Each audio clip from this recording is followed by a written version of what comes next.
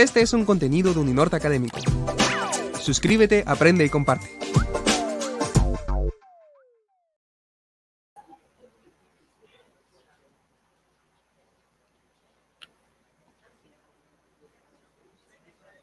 Buenas tardes. Bienvenidos a la segunda versión de la Cátedra de Afrodescendientes y Memoria Uninorte, en el marco del proyecto Horizonte 2020, Connected Worlds, el Caribe, origen del mundo moderno. Este proyecto ha recibido fondos de la Unión Europea en el marco del programa Horizonte 2020, Investigación e Innovación Marie Curie, acuerdo número 823846, dirigido por la profesora Consuelo Naranjo del Instituto de Historia CSIC de España. Estamos además muy complacidos de tener invitados nacionales e internacionales en esta segunda versión, por cierto, la primera presencial que hacemos, para lo cual damos la bienvenida a distintos colegas que vienen de distintos lugares de Colombia o de Europa, como por ejemplo la profesora Chelo Naranjo, el profesor Miguel Ángel Puig, la profesora Leida Fernández, el profesor Raúl Román, y también invitados a la cátedra, la profesora María Ruiz del Árbol, el profesor Rolando Araujo, entre otros. La Universidad Norte, en asocio con el Instituto de Estudios de América Latina y el Caribe y este proyecto, ha venido realizando a lo largo de los últimos 3 años actividades de difusión, investigación e innovación, en el cual están involucrados 15 universidades y más de 105 investigadores de Europa, América Latina y el Caribe. Hoy nos conectan distintos temas de interés común y les damos en este orden de ideas la bienvenida a todos y esperamos que la jornada de hoy y mañana, que será toda la mañana de 8 a 12:30 y esta tarde de 2:40 a 5:30, por cierto, transmitida por nuestro canal Uninorte de YouTube, sea del interés de ustedes. Bienvenidos entonces y doy la palabra a la profesora Ivonne Molinares.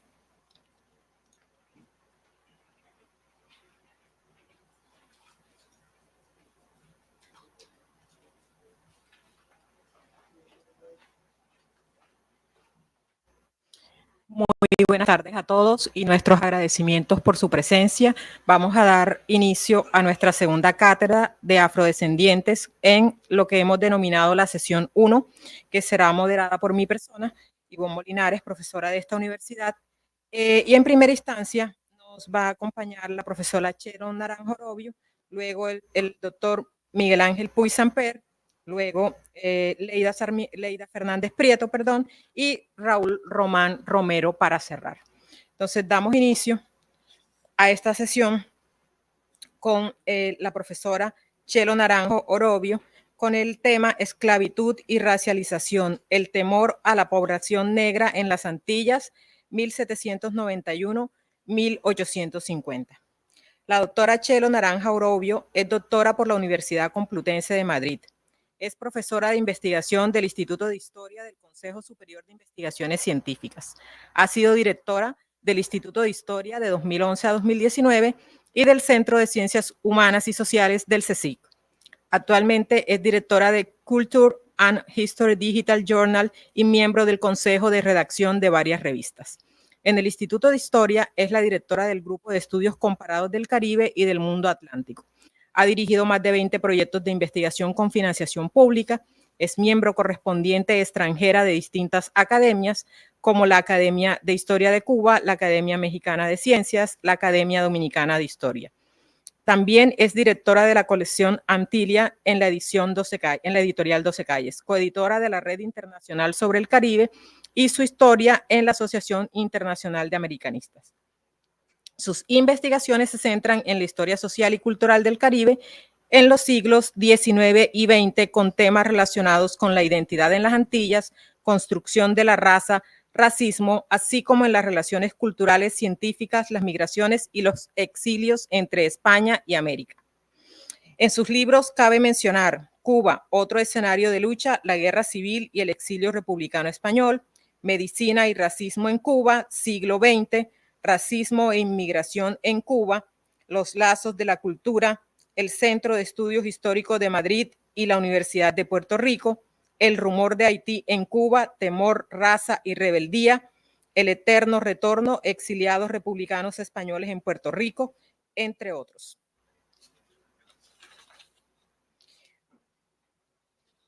Actualmente, la doctora Chelo Naranjo Es la directora del proyecto El Caribe, Origen del Mundo Moderno, financiado por la Unión Europea, justamente que le da marco a esta cátedra. Es directora también de la colección de historia de las Antillas, compuesta por 5 volúmenes dedicados de manera monográfica a Cuba, República Dominicana, Antillas no hispanas, Puerto Rico e historia comparada de las Antillas, publicados entre 2009 y 2014. Damos pues la bienvenida a la doctora Chelo Naranjo y vamos a escuchar con mucha atención su propuesta.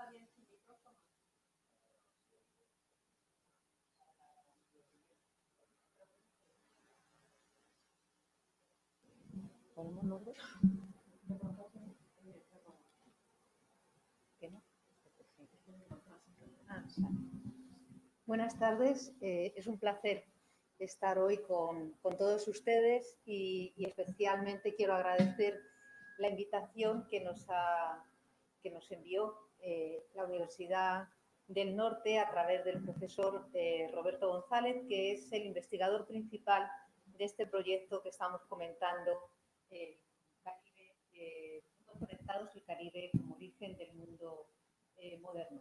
Yo también le quería agradecer al profesor Roberto González todas las actividades que está llevando a cabo dentro de este proyecto y en especial me parece de gran importancia la cátedra de afrodescendientes que hoy nos recibe, hoy nos acoge.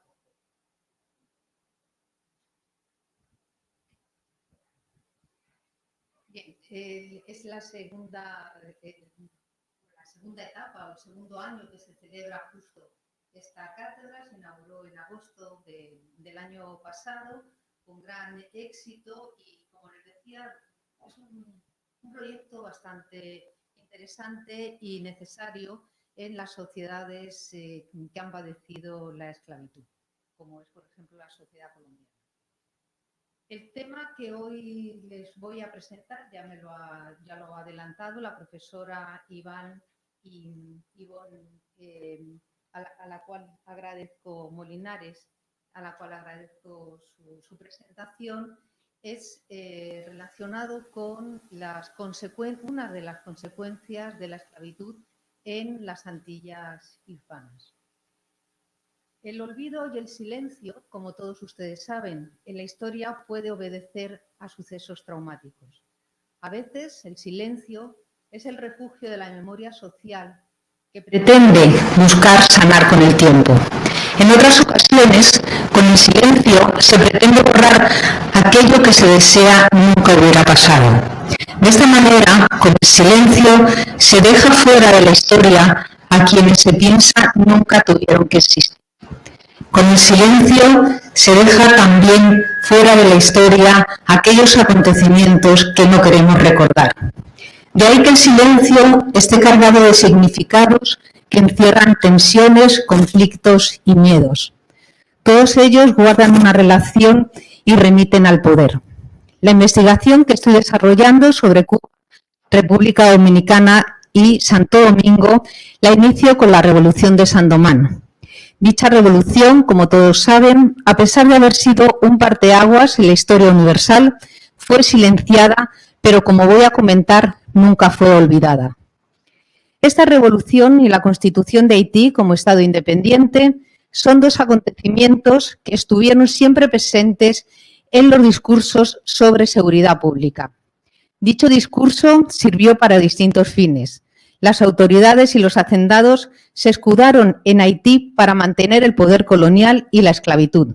Además, fue el aliado para justificar el control de la población. Para estudiar este proceso es preciso comenzar por analizar qué elementos integraron los discursos del poder, ya que ellos contienen las categorías socioculturales y raciales que, a la vez de contribuir a mantener este poder colonial, propiciaron la criminalización, racialización y exclusión de las llamadas poblaciones no blancas. Los elementos de dichos discursos están encadenados, como van a ver, porque uno remite a otro. Uno de esos elementos fue la seguridad pública, otro fue el miedo. En ellos me voy a centrar. El miedo, como veremos, operó a través de los discursos, pero también mediante las noticias y los rumores que recorrían el mundo atlántico. Las preguntas que hoy les voy a plantear o voy a sugerirles tratar son al menos tres. Una es por qué era preciso controlar. La segunda, a quién había que controlar. Y la tercera, cuáles fueron los principales dispositivos del poder. Desde el primer momento, los sucesos de Sandomán formaron parte de la escena política y estuvieron presentes en la toma de decisiones, aunque solamente fuera para incitar el temor y mantener el orden y controlar a la población. Las proclamas de igualdad, libertad y fraternidad de la Revolución de Haití, de la Revolución Francesa primero, y el grito de lucha de los esclavizados en Sandomán provocaron el terror de los gobiernos, especialmente, lógicamente, aquellos cuya riqueza, cuyo poder se basaba en la esclavitud. La revolución de los esclavos abrió un escenario ante el que era imposible retroceder y que los gobiernos se apresuraron a acordonar para evitar un posible contagio, es decir, crearon un cinturón sanitario. Los relatos, los rumores y los retratos de los líderes de Sandomán y de Haití viajaron por el Caribe. Durante mucho tiempo, Haití, que nunca fue olvidada, como decía al principio, pero sí fue silenciada, fue el referente para la población negra y el fantasma para las élites y las autoridades coloniales. Iconos de libertad para unos, para otros estos retratos se convirtieron en la presentación del terror y así los utilizaron, además de emplearlos como evidencia de las diferencias entre los blancos y la población afrodescendiente. Demostraban, por otra parte, enfatizaban, por supuesto, en los distintos rasgos físicos de la población negra que, en la concepción decimonónica, demostraban su salvajismo y ferocidad. Por ejemplo, desde los primeros años de la Revolución de Haití, en La Habana circularon retratos de varios de los líderes, uno de ellos fue de Toussaint Louverture, de Saline o de Christophe, o de algunos de las personas que integraron las fuerzas auxiliares españoles para combatir a los franceses antes de 1795. Bien, como hemos analizado en algunos trabajos, por ejemplo, en un libro en el que trabajamos varias personas, Ada Ferrer, María Dolores González Ripoll, José Patni, Gloria García y yo misma, titulado El rumor de Haití en Cuba, terror, raza y rebeldía, la presencia de estos grabados entre la documentación incautada cuando se conocía una rebelión o una supuesta revuelta, incautada a la que llamaban la población de color, es decir, la esclava y la población y los negros libres. Digo, esta documentación, estos retratos incautados durante los registros efectuados, bien, demuestran no solo la circulación de las ideas y de las noticias, sino el conocimiento que se tenía y de qué manera las ideas y las imágenes contribuyeron a afianzar la lucha de la población negra. Algunos estudios también que hemos analizado o que hemos desarrollado en parte en este libro sobre conspiraciones y motines en las poblaciones esclavistas en las que participaban negros y mulatos libres demuestran que muchas de estas rebeliones estaban organizadas y que existían redes de esclavos y de libres que en ocasiones lograron coordinarse, además de la acogida que estos alzamientos tuvieron entre la llamada población libre de color. En Cuba y Puerto Rico, la esclavitud convirtió a los hacendados en aliados del poder colonial, al ser, por una parte, el factor principal de su riqueza y, por otro, el garante del poder colonial. A pesar de que el factor económico es clave, es primordial para entender las alianzas que se trenzaron, no fue el único ni actuó solo. A la sombra del constante terror por una posible rebelión de esclavos, las élites económicas supieron navegar entre el miedo y las ganancias que reportaba este trabajo. sorteando cualquier obstáculo que les impidiera continuar por la nueva senda. Ante la prohibición, por ejemplo, de introducir esclavos procedentes de otras colonias dictadas en 1798, ya unos años después, en 1801, algunos hacendados de Cuba expusieron al capitán general, a través del Real Consulado, la necesidad de introducir mano de obra esclava, lo cual se mantuvo a lo largo de todo el siglo XIX. Por tanto, vamos a ver, no lo vamos a poder desarrollar, pero sí les adelanto que convivieron discursos contradictorios entre sí, pero también entre la idea y la práctica. A la vez que se alentó el terror a las poblaciones negras y las esclavizadas, se propiciaba la entrada de africanos. A la vez que se alababa la docilidad del esclavizado y se argumentaba sobre la imposibilidad de que existiera una rebelión de esclavos, se reglamentaban disposiciones y leyes contra posibles conductas que alterasen el orden establecido, así como otras reales órdenes o bandos del buen gobierno para controlar a esta población esclava y a la afrodescendiente. Este orden social, público y político, recordemos, remitía al orden natural, que para mantenerlo encontraban en sus acciones su plena justificación. La conservación de este orden natural fue esencial para controlar la sociedad. El orden estableció una jerarquía en cuya parte superior estaban la población, las personas blancas, hasta llegar a los estratos más bajos en los que se situaban los afrodescendientes. Esta jerarquía, por otra parte, remitía a espacios sociales que, aunque no eran departamentos o lugares cerrados o estancos, sí estaban delimitados por barreras sociales. Bien, los estereotipos, por otra parte, mantuvieron a lo largo de los años y de los siglos estas barreras y este distanciamiento social. Esto nos remite a otro tema relevante, como es la importancia que se le concedió, y del cual solamente voy a hacer algunos apuntes, al color de la piel como signo distintivo de pureza y de nobleza, o de lo contrario. Hay una construcción, como todos conocen, histórica y cultural del color, como lo hubo de la raza, la cual en gran medida se basó en el color de las personas.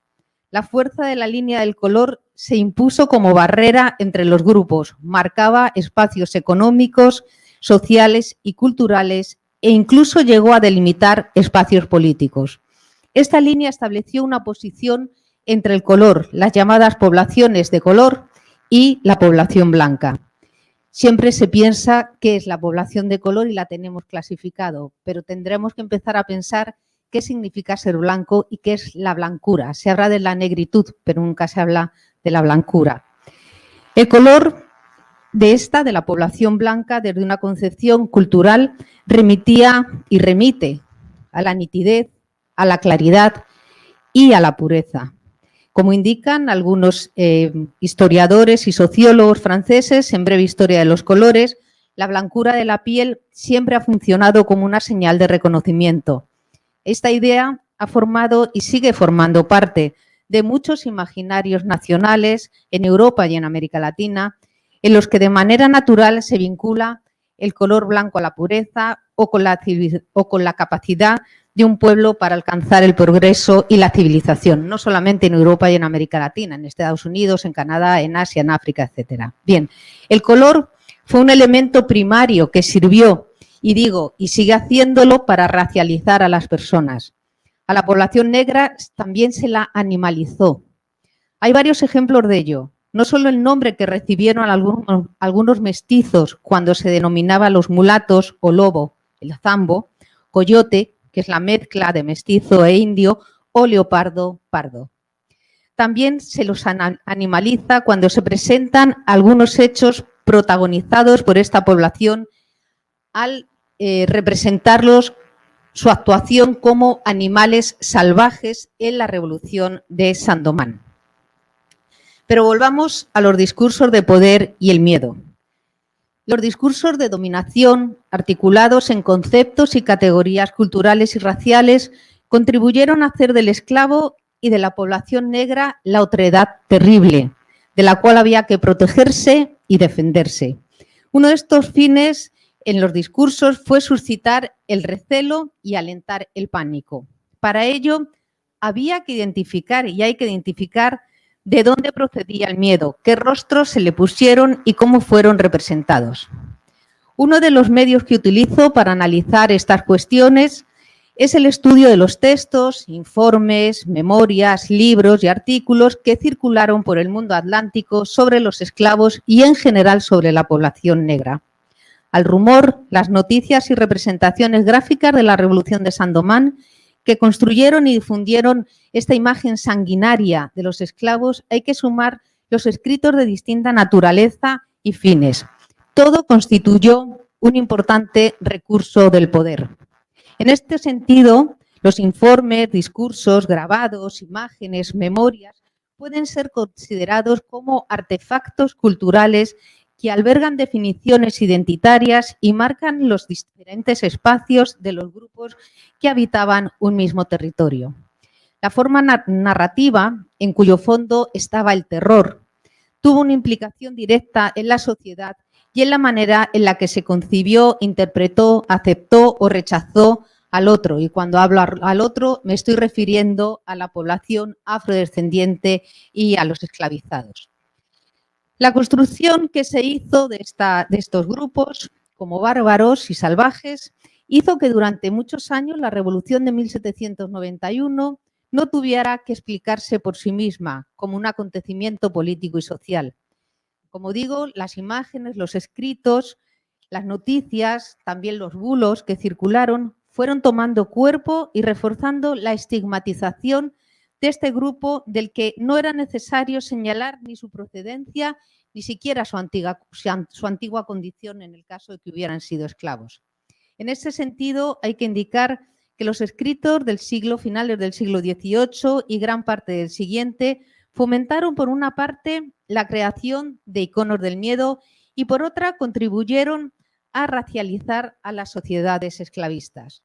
La naturaleza salvaje y criminal de los exesclavos se dejaba entrever en los escritos y fue a partir de esta concepción cómo se explicaron los hechos revolucionarios y se alentó el miedo a las poblaciones negras, que por su origen, su salvajismo y ya a principios del siglo XX tenemos todas las teorías del positivismo italiano, ¿no? El atavismo salvaje, el delito, como son herederas de estas concepciones, digo que por su origen estaba condicionada a delinquir.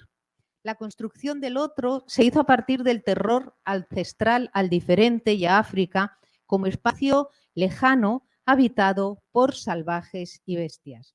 El miedo tomó corporeidad en el esclavizado y en la población afrodescendiente, cuyo rostro evocaba la ruina y la muerte de la colonia más próspera de Francia y se constituía en una amenaza para el fomento, para el desarrollo económico y para el orden de las sociedades en las cuales el sistema esclavista era el motor de desarrollo.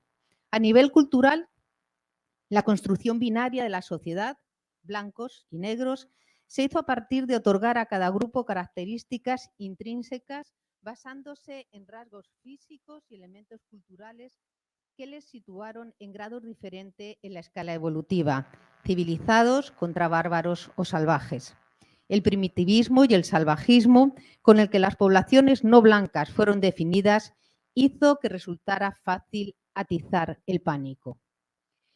Los principales dispositivos del poder que permitieron ejercer la vigilancia y el control social, además de la censura, los reglamentos a los cuales ya he aludido, los bandos, etcétera, o la sanción, también están las visitas que realizaban las autoridades a distintas partes de las islas que trabajo, y entre todos estos quiero de nuevo volver al miedo. El miedo lo trabajo como un instrumento de contención, de creación de barreras entre las poblaciones, así como de racialización de las poblaciones no blancas. El miedo formó parte sustancial de los discursos del poder y de control social que alertaban contra la revolución, cualquier revolución, no solamente la haitiana, el desorden y la población negra esclavizada y afrodescendiente. El miedo, junto al castigo y la disciplina que emanaban del cuerpo legislativo, sirvió como estrategia y elemento, como digo antes, de contención en un momento determinado y bajo unas circunstancias precisas en el que el Estado colonial en Cuba y Puerto Rico tenía que mantener el poder. Las noticias de cualquier rebelión, fueran reales o no, también sirvieron para recordar las consecuencias negativas desde un punto de vista económico que la revolución de Saint-Domingue había provocado en esta región y, en concreto, las consecuencias negativas para Francia. La revolución se presentó como el fin de la civilización occidental y la muerte de los colonos blancos. Protegerse de las ideas que circulaban equivalía para los gobernantes y las élites a defenderse de quienes las podían materializar. La violencia física y verbal de las sociedades esclavistas se justificó como medio para mantener el sistema y, sobre todo, la civilización. Para el caso de Cuba, en donde el sistema esclavista, como todos ustedes saben, se encontraba en plena expansión, la sombra de Haití y el temor planearon constantemente.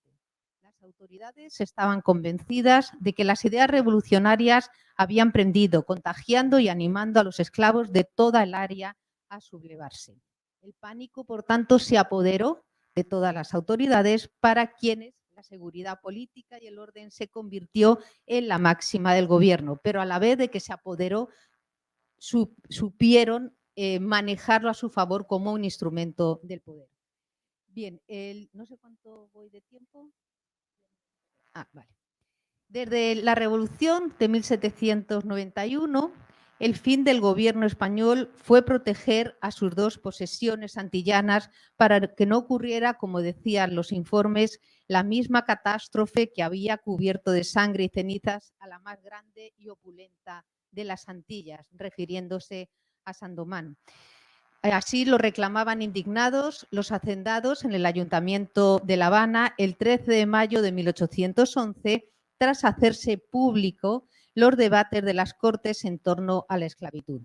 La rapidez con las que las noticias circularon por el mundo atlántico, como ya adelanté, de la mano de mercaderes, de tripulaciones de barcos, de personas que huyeron de Saint-Domingue y también de Santo Domingo cuando fue invadida por las tropas haitianas, generaron un estado de alarma y lo que ellos veían de indefensión.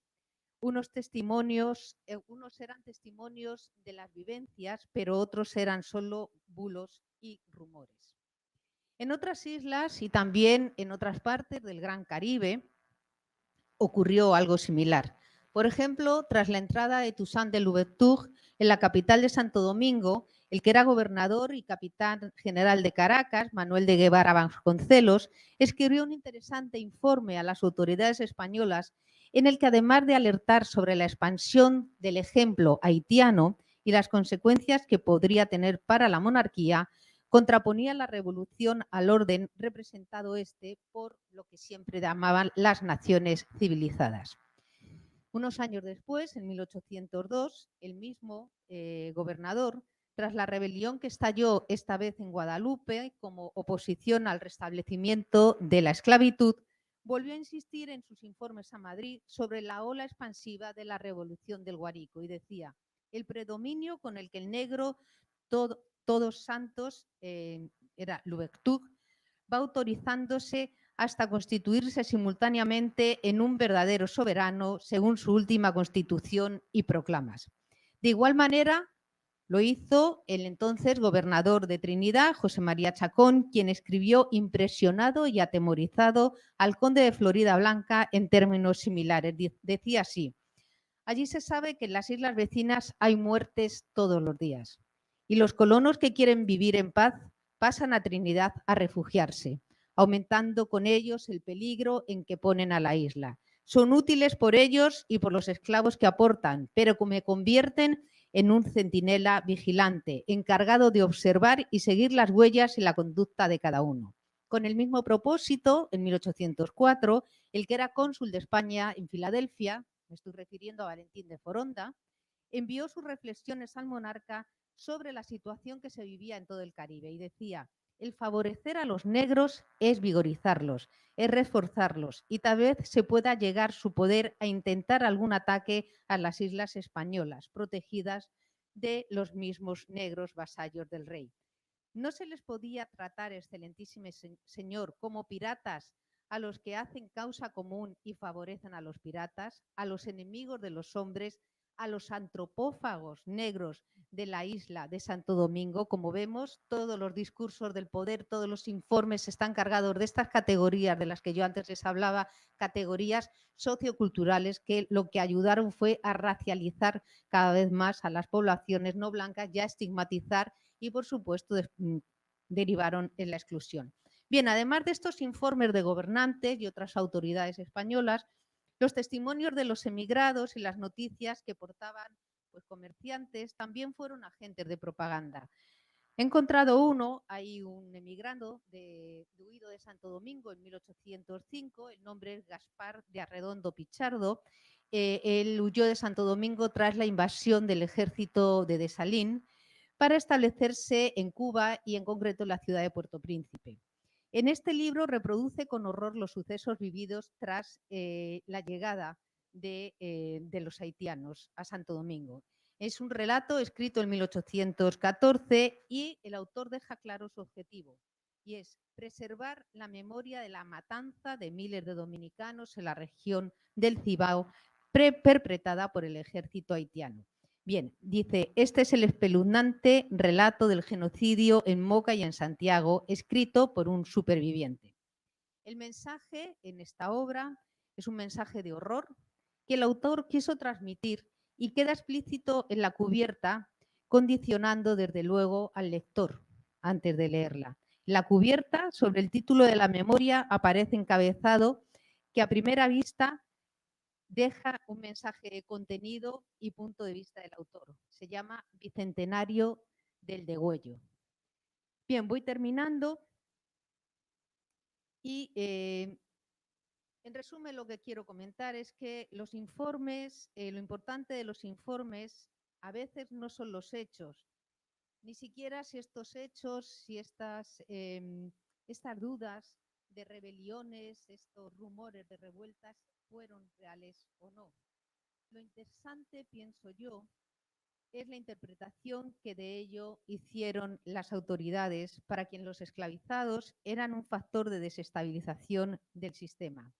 Las palabras del capitán general de Cuba en 1843, y con ellas termino, condenando parte de lo que he comentado, pues condensan lo que les estoy comentando.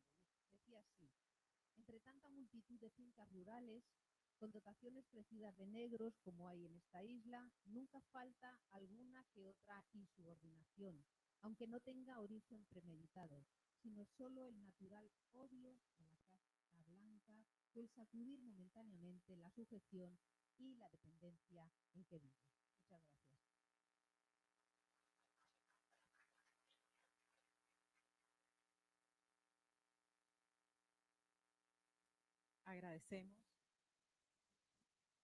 Agradecemos Chelo Naranjo por su muy clara e ilustrativa intervención. Para todos es muy importante, si tienen alguna pregunta, escribirla, porque al final de la sesión lo interesante sería que pudiéramos discutir o de alguna manera compartir también nuestras ideas y reflexiones con cada uno de los ponentes acá presentes. Retomo elementos de lo propuesto por la profesora Chelo Naranjo: el miedo, el otro como salvaje, la blancura como pureza, el favorecimiento a lo negro es fortalecerlo, el poder y el color, los rasgos físicos como simbolismo de ferocidad y de temor, la estereotipación y la racialización, que desafortunadamente podemos empezar a comparar con nuestra actualidad y mirar de dónde proviene y qué estamos viviendo. Entonces es una invitación y un poco como las palabras claves de esta intervención de la profesora Chelo Naranjo. Espero haber sido fiel.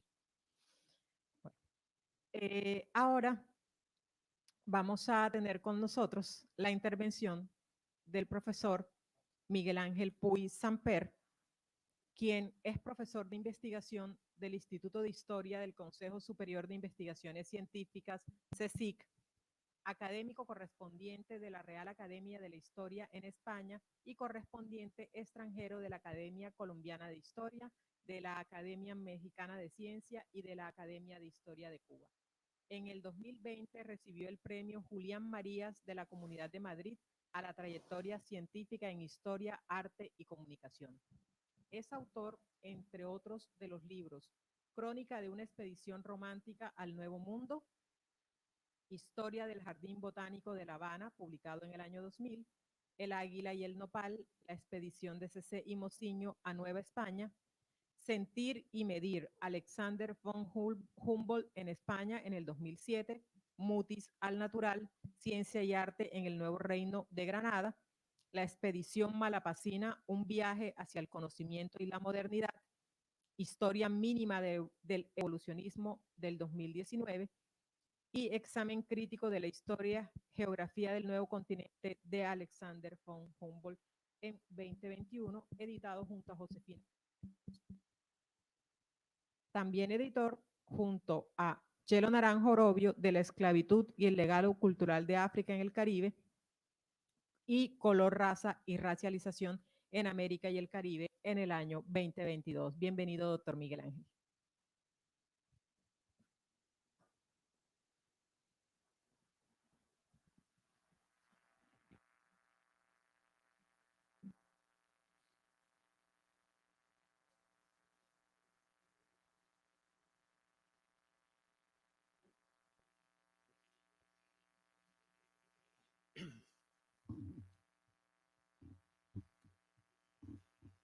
Buenas tardes.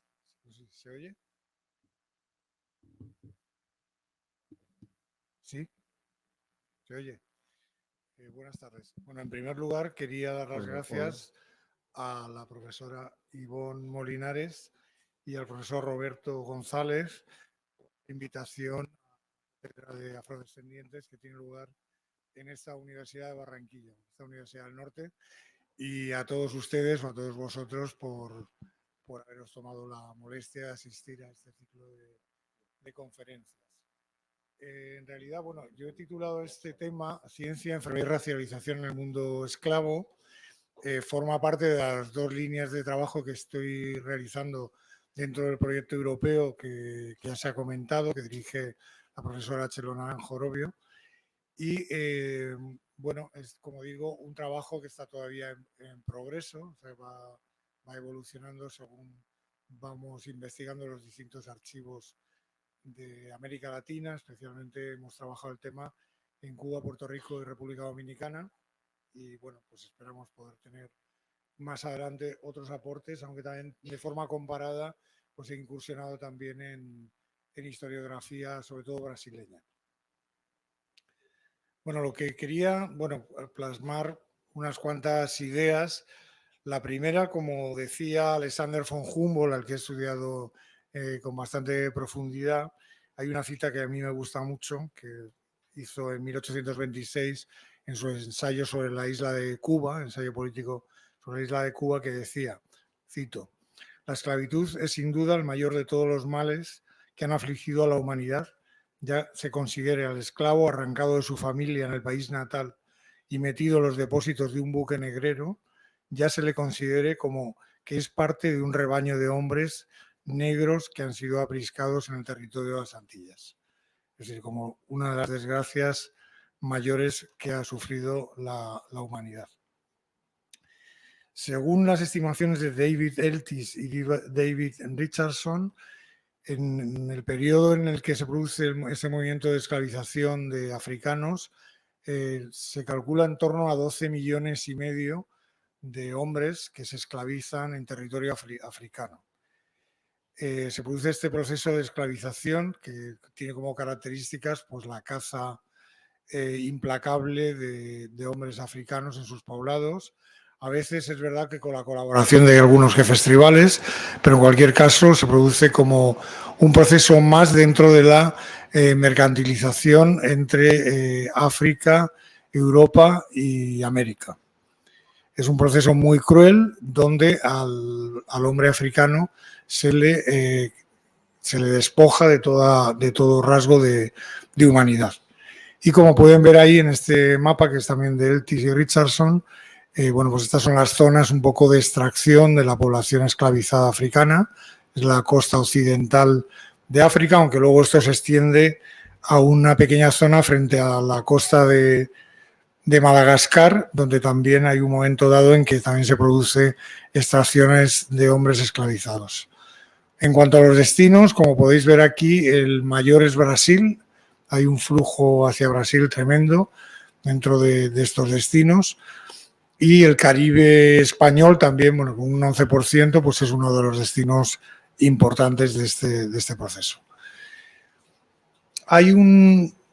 Claro, cuando uno estudia este tipo de procesos que son tan complejos, sobre todo el tema de la enfermedad no es muy fácil porque va casi siempre, aparece como rasgos sueltos dentro de los expedientes que uno encuentra en el archivo. Uno encuentra unos, memorias, documentos o legajos completos que sean sobre las enfermedades, sino que vienen más bien adornando algunos documentos de dotaciones que hay en un determinado ingenio azucarero, en una determinada plantación.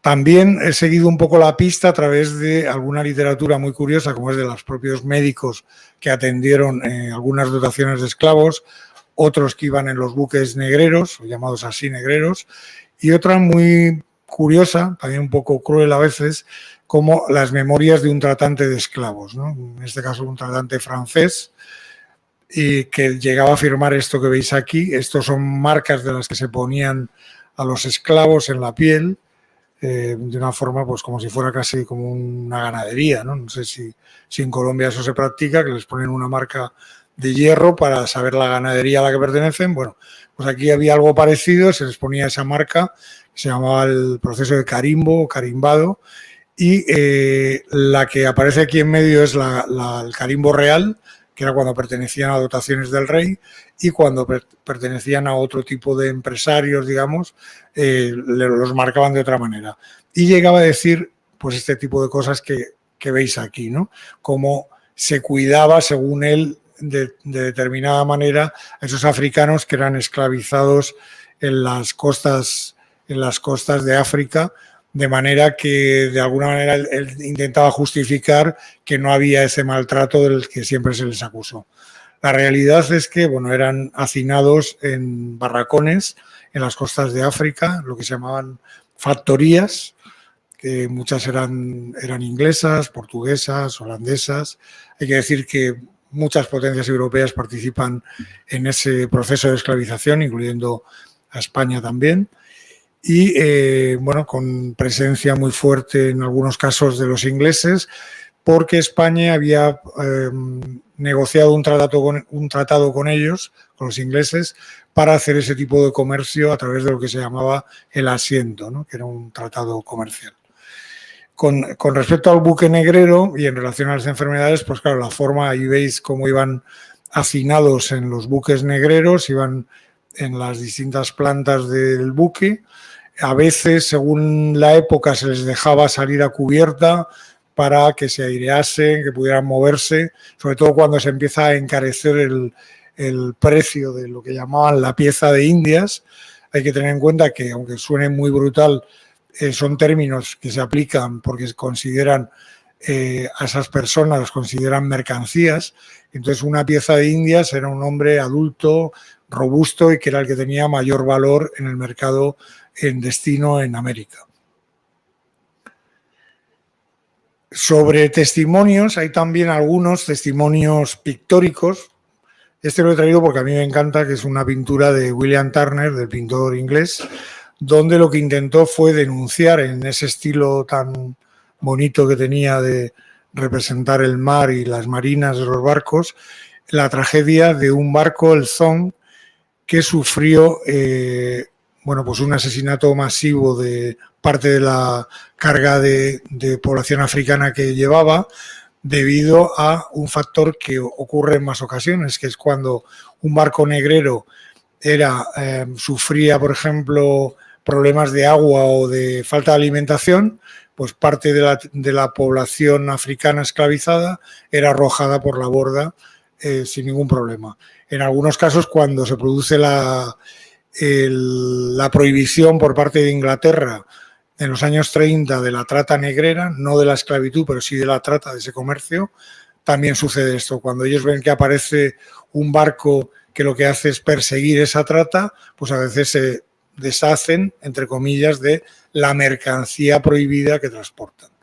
Y en algunos casos, como estudian otros colegas nuestros o otras colegas nuestras cubanas, en esta época de la prohibición de la trata, a veces lo que hacen es que llegan a las costas, por ejemplo, de Cuba, que es lo que ellas trabajan, no a los puertos principales, sino a las costas menos vigiladas, y para no ser perseguidos lo que hacen es que arrastran a parte de la población esclavizada que esté en mejores condiciones, a los que no están en buenas condiciones los abandonan, incluso llegan a dinamitar los buques y aún así sigue resultando rentable ese comercio. O sea, para que os deis una idea del tremendo comercio que era la trata negrera. En el caso de Cuba y Puerto Rico he querido destacar dos médicos, Francisco Barrera y Domingo y Tomás Romay. ¿Por qué? Romay era un médico que Moreno Fraginals, el historiador cubano, denominó el Hipócrates negrero, porque aunque participan con algunos rasgos humanistas dentro del tratamiento de la población de color en Cuba, pero también se distingue por ser uno de los médicos de los hacendados azucareros cubanos, ¿no? Entonces, bueno, aún así él denuncia a veces que llegan los buques sin inspección médica y en unas condiciones bastante nefastas. Muchas veces cuando hay epidemias, pues parte de los buques llegan a los puertos habaneros, en este caso, en el caso de Romay, pues infectados de viruelas o de otras enfermedades y si no están bien controlados, pues producen que eso se transmita al resto de la población en Cuba. Hay que decir también que otro de los motivos de pérdida de africanos esclavizados son los intentos de insurrección y de suicidio en el transporte de los buques. Insurrecciones, como podéis entender, pues hubo desde el primer momento. Los africanos esclavizados, desde que eran embarcados y apresados, en muchas ocasiones intentaron levantar en armas en contra de las personas que los habían esclavizado. En muy pocas ocasiones tienen éxito, hay que decirlo, y en algún caso incluso, aunque se hacen con el barco, no llegan a destino porque no saben no manejar el barco, o cuando hay un caso muy famoso, cuando llegan a las costas de Estados Unidos prefieren hacer un suicidio colectivo porque piensan que van a ser apresados inmediatamente y prefieren la muerte a ser esclavizados. Hay que decir que todo esto coincide con un paso decisivo, es el tratamiento. O sea, uno de mis intereses es saber si eran tratados desde el punto de vista médico los esclavizados, y hay que decir que coincide la medicina colonial con el paso de lo que fue la antigua medicina naval. O sea, los mismos médicos y cirujanos que iban en los buques, sobre todo los buques militares, atendiendo a la marinería, a las empiezan a plantearse cómo tratar primero a las poblaciones, a los colonos que van a las islas de América, y luego se trasvasa esa medicina colonial a una medicina de la negritud, por llamarla de alguna manera, ¿no? En la que racializan algunas enfermedades. O sea, por un lado hay un espíritu como muy filantrópico de ayuda y de tratamiento a la población esclavizada, pero por otro lado también se produce una racialización y una culpabilización en algunos casos de algunas enfermedades que llegan a territorio americano. Entre las enfermedades que destacan como algo propia de esa población esclavizada, hay una que en español llamamos la melancolía, o llamaban la melancolía de los esclavos, los portugueses le llamaban el banzo, que es lo mismo, que es más o menos como una especie de depresión, que lo que hacía es que inducía a esa población a no alimentarse hasta llegar a la muerte. Entonces, esto fue combatido también en los buques, incluso por los propios cirujanos que iban en los buques. Por ejemplo, os he puesto aquí un artefacto que se utiliza en medicina, que es el Speculum oris, que en vez de usarlo como lo que es, ¿no?, un instrumento médico se utilizaba para forzar la apertura de la boca y obligarles a comer cuando se producía esa melancolía o banzo en estos africanos esclavizados que se negaban a comer. La mortalidad en la travesía hay que decir pues que era tremenda, ¿no? Las condiciones de higiene eran muy malas, había un hacinamiento tremendo, como habéis visto en el plano del buque que os he puesto, y luego, por supuesto, si se producía algún tipo de enfermedad infecciosa como la viruela, pues se transmitía rápidamente a esa dotación de esclavizados que iban en el buque y eso producía una alta mortalidad. He extraído algunas de ellas, pues neumonías, tuberculosis, parásitos, el alimento en mal estado, la falta de aire, el escorbuto, que afectaba en realidad a todas las tripulaciones, aparte de los esclavos. Pero bueno, a partir de mediados del siglo XVIII, que se comprueba que con la alimentación, con alimentos que tengan vitamina C, se elimina el escorbuto, es decir, con verduras muy frescas, con cítricos. Esto se podía haber remediado, pero en el caso de los esclavos este tipo de alimentos no se les suministraba en un primer momento. Luego, por otro lado, hay médicos que desarrollan también teóricamente nuevas enfermedades, como digo, que racializan a esa población. Por ejemplo, el banzo del que hemos hablado, o la melancolía. Hay otro todavía más surrealista, si lo vemos con los ojos de la actualidad, que es lo que llamó Samuel Cartwright, que era un médico norteamericano, la drapetomanía, que consistía en, según él, una manía psiquiátrica por los cuales determinados esclavos huían. Es decir, los esclavos que buscaban su libertad huyendo a los palenques, a los montes, según él eso no era por ansia de libertad, sino porque estaban locos, o sea, querían huir porque tenían ese síndrome. Y luego otro que describe también el mismo médico, que es la disestesia, que hoy se entiende como otra cosa, está más relacionado, por ejemplo, con la sensación cambiada cuando oye una música, a lo mejor hay determinadas personas que lo relacionan con colores, es lo que entenderíamos hoy como un tipo de disestesia, pero él lo define como una falta de sensibilidad total. ¿Por qué? Porque hay esclavos que, aunque los azoten, los insulten, los arrastren, los cuelguen, aparentemente no muestran ningún tipo de sensibilidad o de reacción a ese maltrato. Entonces, él lo define no como el dejarse morir, como un tipo de suicidio, sino como una disestesia, que es, a fin de cuentas, una enfermedad médica. La alimentación no voy a entrar mucho porque creo que Leida Fernández va a hablar un poco de la alimentación. Entonces, bueno, pues habría que decir que es una alimentación que, como ya explicará, pues recuerda mucho a gran parte de la alimentación que todavía conservamos, ¿no?, en todo el arco del Caribe, ¿no? Entonces tiene mucho que ver en muchos casos con ese tipo de alimentación. Luego, con respecto a los manuales, otra cosa que estoy estudiando son los manuales de los médicos en el mundo caribeño y en el mundo de Brasil. Y bueno, este es un caso el que os he traído aquí de un médico francés, Jean-Baptiste Imbert. Hay muchísimos médicos franceses actuando en este sentido.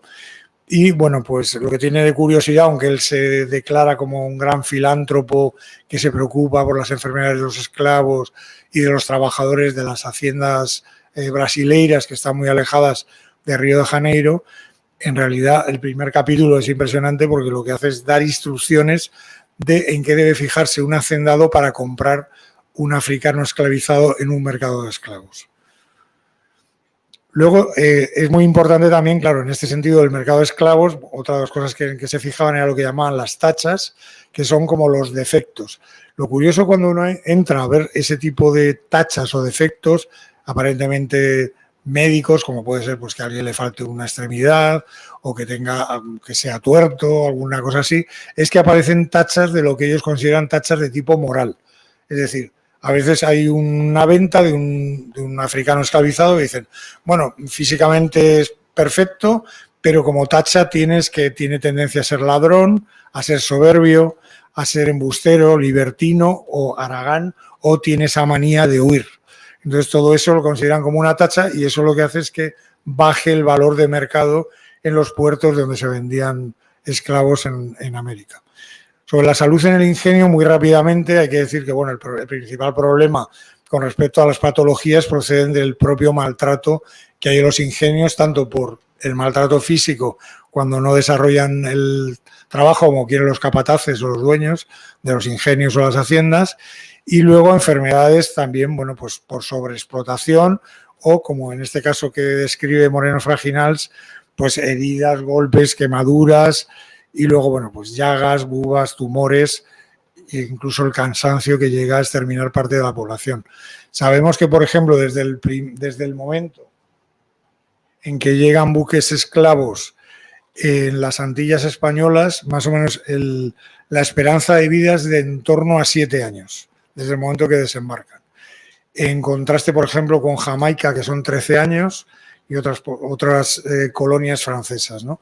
Esto lo que indica sobre todo que hay muy poco cuidado médico, o sea, hay enfermerías muy precarias y luego que hay una sobreexplotación del trabajo porque hay que recordar que trabajan prácticamente de sol a sol, con muy poco descanso, incluso los sábados y domingos, pues el sábado trabajarían, el domingo cuando se impone que haya cierta cultura religiosa se les deja un poquito más de margen y para el cultivo de los conucos en el caso de que el hacendado permita que tengan un pequeño conuco donde cultivar para autoconsumo.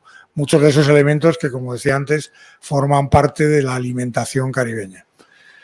Hay un caso curioso que es más brasileiro, que son los negros sangradores y curanderos, que sí se permiten negros libres que vayan por las ciudades y que con ciertos conocimientos médicos puedan actuar sobre esa población.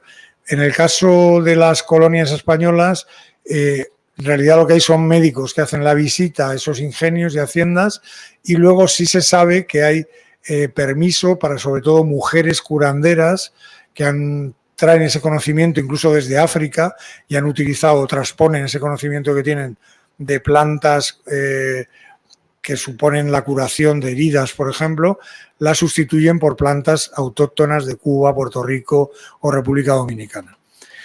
Hay que decir también que ese maltrato esclavista y el tratamiento aparece en algo de literatura.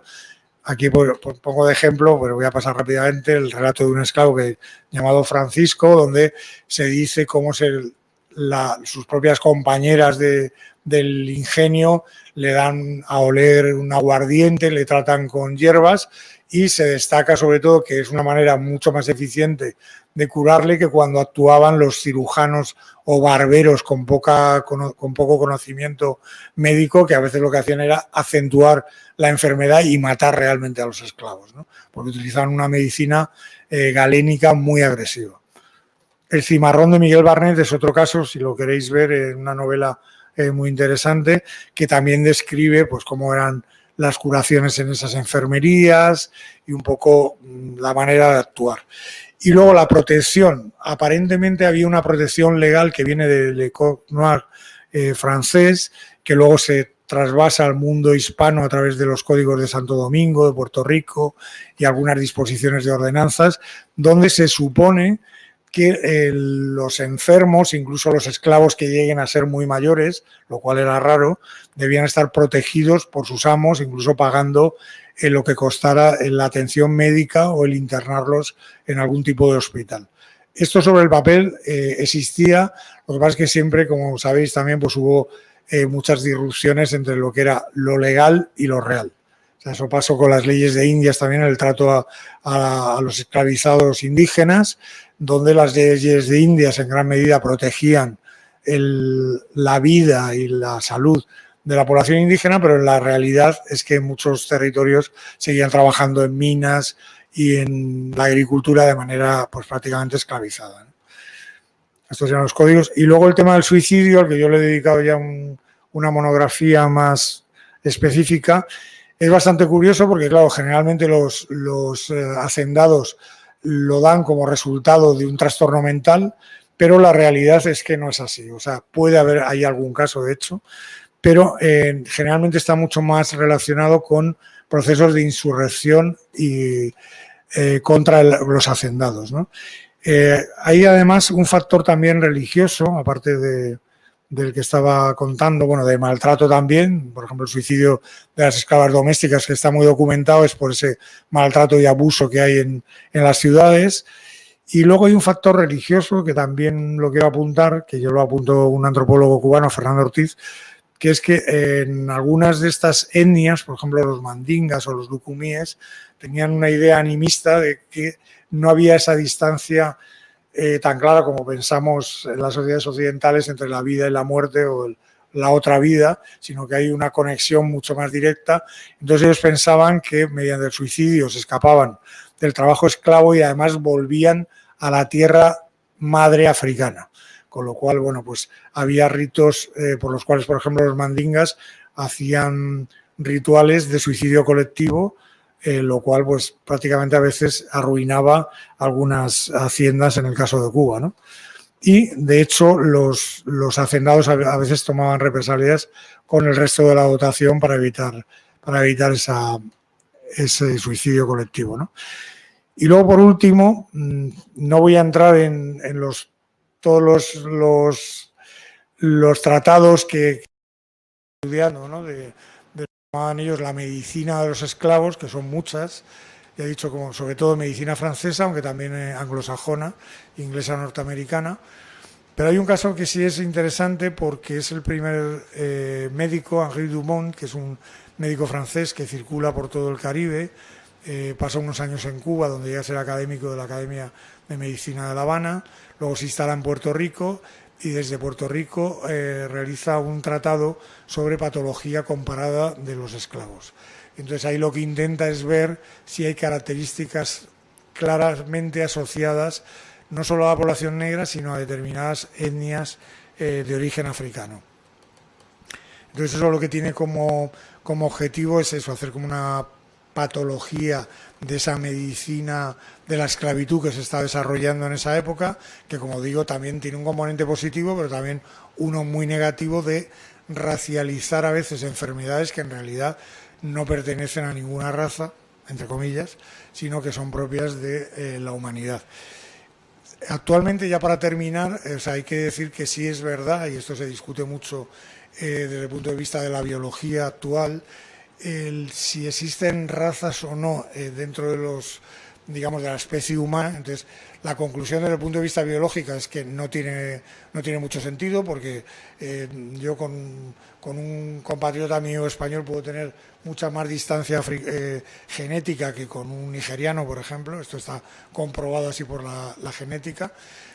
Es verdad que a veces hay determinadas características que proceden de elementos de la propia evolución humana en determinado ámbito geográfico, que si dan como resultado alguna característica biológica con interés médico. Por ejemplo, en una zona de África Occidental hay una patología que es una anemia falciforme, que consiste en que los glóbulos rojos se deforman, y esa deformación, que aparentemente es mala para la evolución humana, en ese caso, porque además acorta la esperanza de vida, pero en ese caso es bueno porque les hace resistentes al paludismo.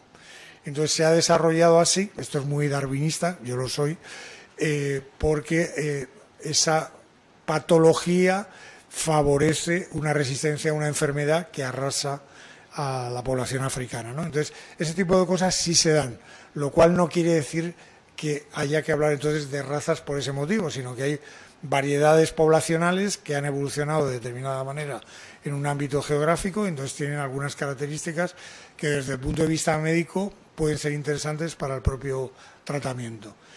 Y es un poco todo esto muy rápido, y prefiero ya, si hay alguna pregunta o algo, pues lo charlamos. Muchas gracias.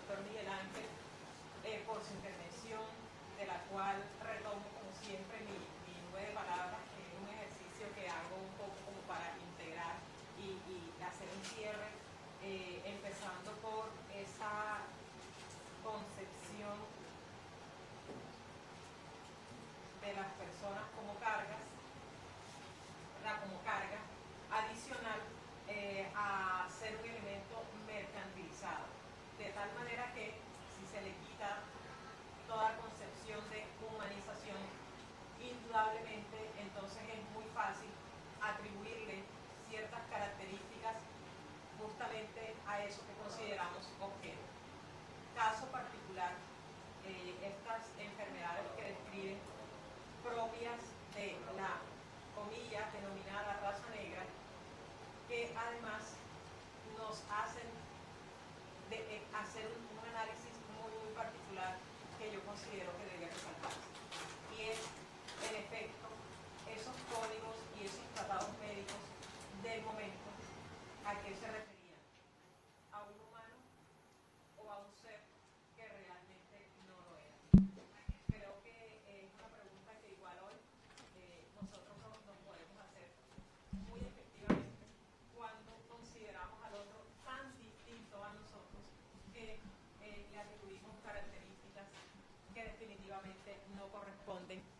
a lo que en la ciencia le llamamos objetividad.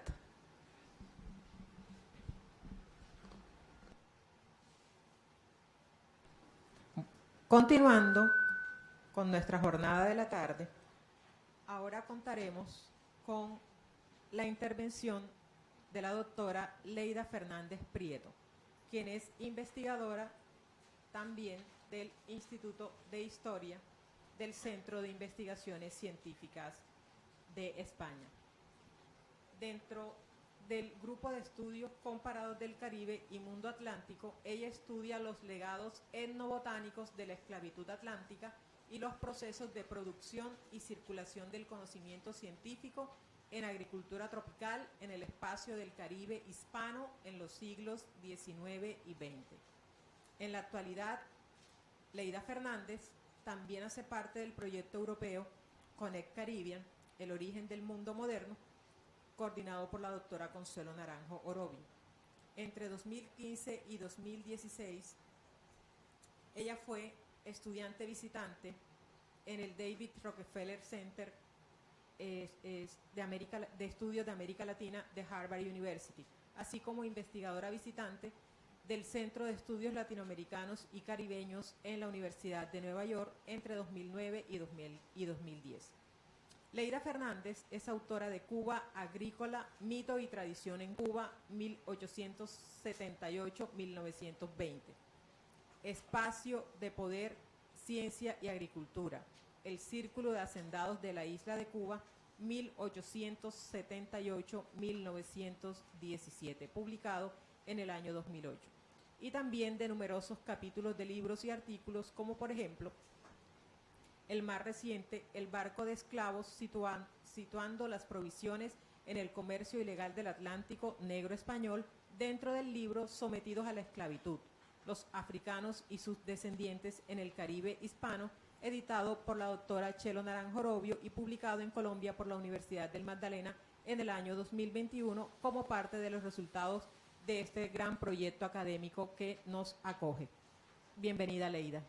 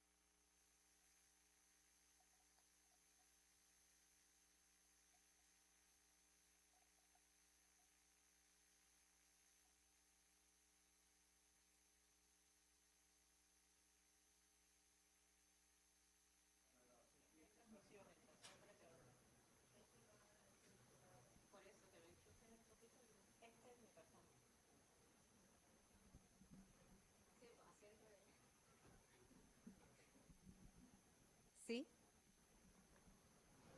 ¿Sí? Sí. Bueno, buenas tardes a todos. Como mis colegas que me han precedido, quisiera agradecer tanto a Roberto González como a Ivonne Molinares la posibilidad de estar hoy en la Universidad del Norte con vosotros compartiendo algunas de nuestras investigaciones y sobre todo lo que nos ha ido interesando, creo que a los colegas que me han precedido y a mí misma ahora, es un poco reflexionar con vosotros sobre ideas que estamos pues ahora mismo en progreso, trabajando y bueno, pues creo que siempre lo más rico de todas estas intervenciones es al final todas las preguntas que le generen, las dudas e incluso no exactamente a raíz de nuestras presentaciones, sino de la propia problemática que estamos estudiando. En el año 2020, a raíz de la pandemia, en el contexto de la pandemia, la ONU elaboró un informe en el que daba los 15 países que presentaban crisis alimentaria, procesos de exclusión social y sobre todo hambrunas. Si se fijan ustedes, van a darse cuenta que muchos de estos países están en el continente africano y que además dentro de nuestro imaginario colectivo cuando hablamos de África siempre evocamos procesos de hambruna, procesos de desnutrición y procesos críticos de alimentación, ¿no? Sin embargo, en el contexto de los estudios académicos, este mapa que siempre me gusta mucho ponerlo y traerlo a colación, realizado en el 2016 por el Centro Internacional de Agricultura Tropical con sede en Cali, aquí en Colombia. Ellos hacen un estudio, eso es como saben, eso es un centro internacional que fundó en el 1967 la Fundación Rockefeller y como uno de sus temas centrales es ocuparse pues en el proceso de estudios de productos, de cultivos que son de subsistencias, cultivos además básicos para alimentación. Y en ese contexto elaboraron este mapa sobre 177 cultivos principales, dando visualmente la idea de que mucho de lo que comemos hoy en día proceden de países o de regiones o de continentes que no conocíamos. Y uno de estos continentes que se da a la palestra y que tenemos valor es precisamente África, de la cual como por ejemplo el ñame o la malanga, sino también otros que son menos conocidos como el melón u otros cultivos que por procesos de intercambios comerciales o intercambios anteriores al tráfico de esclavos se fueron difuminando por otros sitios, principalmente Asia, por ejemplo, y perdieron la connotación de esa procedencia de origen. Y a veces, como siempre solemos decir, no es importante tanto el origen para determinados estudios, pero para cuando se hablan de estudios sobre África sí es importante tenerlos en cuenta, precisamente para colocarlos en esa visibilidad de esos silencios que nos hablaba Chelo Naranjo al inicio de su presentación, ¿no?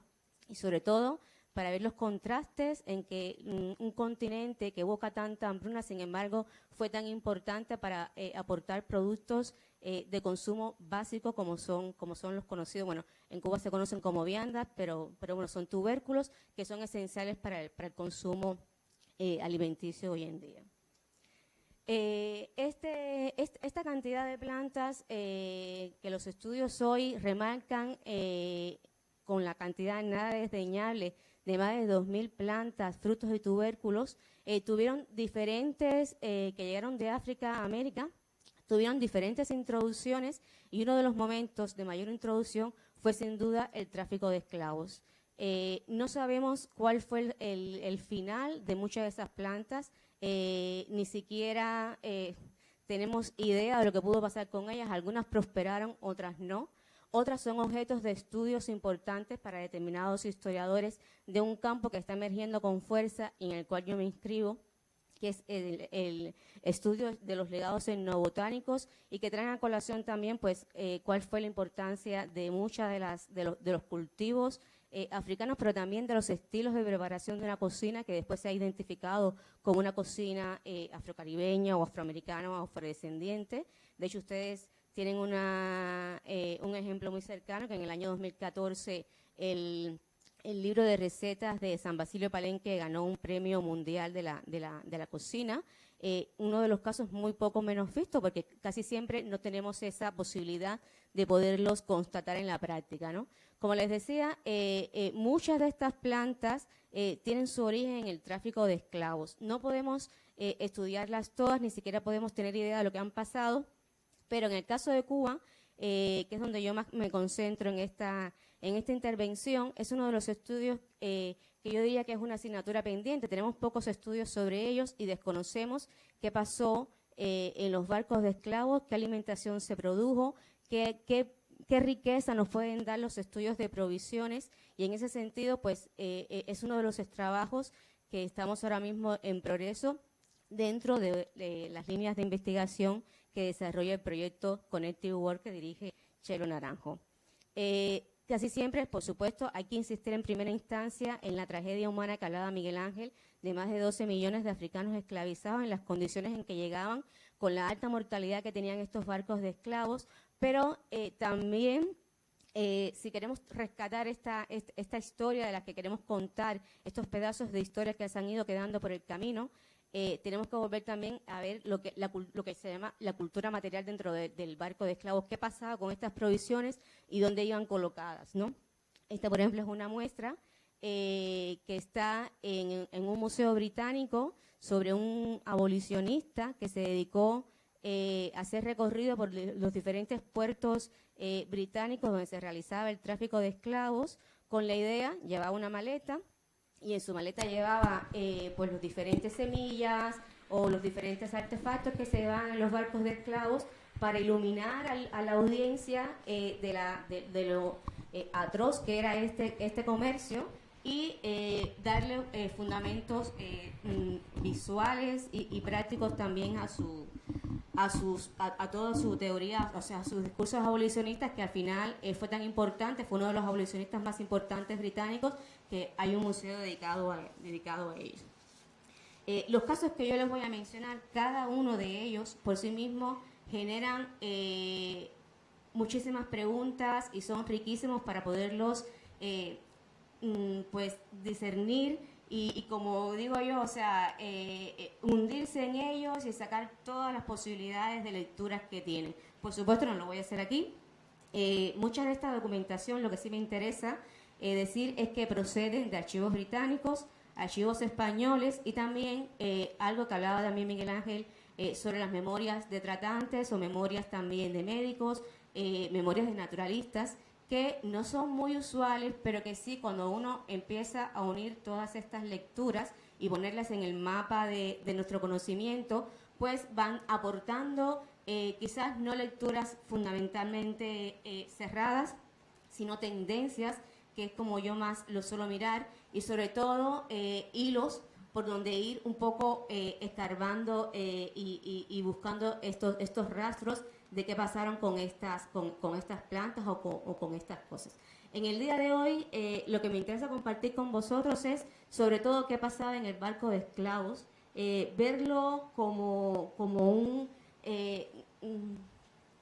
por ejemplo, a mí me gusta también recordar mucho esta cita de un libro de Marcus Rediker, que es hasta ahora uno de los investigadores que más se ha centrado en el barco de esclavos, y él decía en octubre del 2017, cuando se lanzó este libro, decía: no había, y cito, no había ningún estudio del mecanismo empleado para la mayor migración forzada de la historia, que fue, en más de un sentido, la clave de toda una fase de la globalización, del instrumento que facilitó la revolución comercial de Europa, su instauración de plantaciones e imperios globales, su desarrollo del capitalismo y, con el tiempo, su industrialización.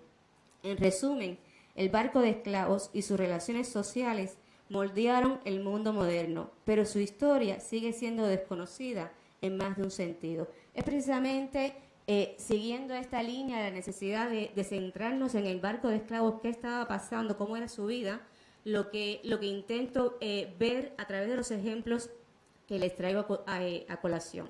El primero es uno de los primeros ejemplos que yo he ido encontrando con posterioridad a la abolición del tráfico de esclavos, o sea, al tráfico legal me refiero, a raíz de la firma entre España y Gran Bretaña en 1917, se declara ilegal el tráfico esclavista, y a partir de ahí todos los barcos que son aprehendidos por la Marina Británica son capturados y son enjuiciados. Gracias a eso encontramos muchísima documentación de la cual estamos bebiendo en parte en esta presentación.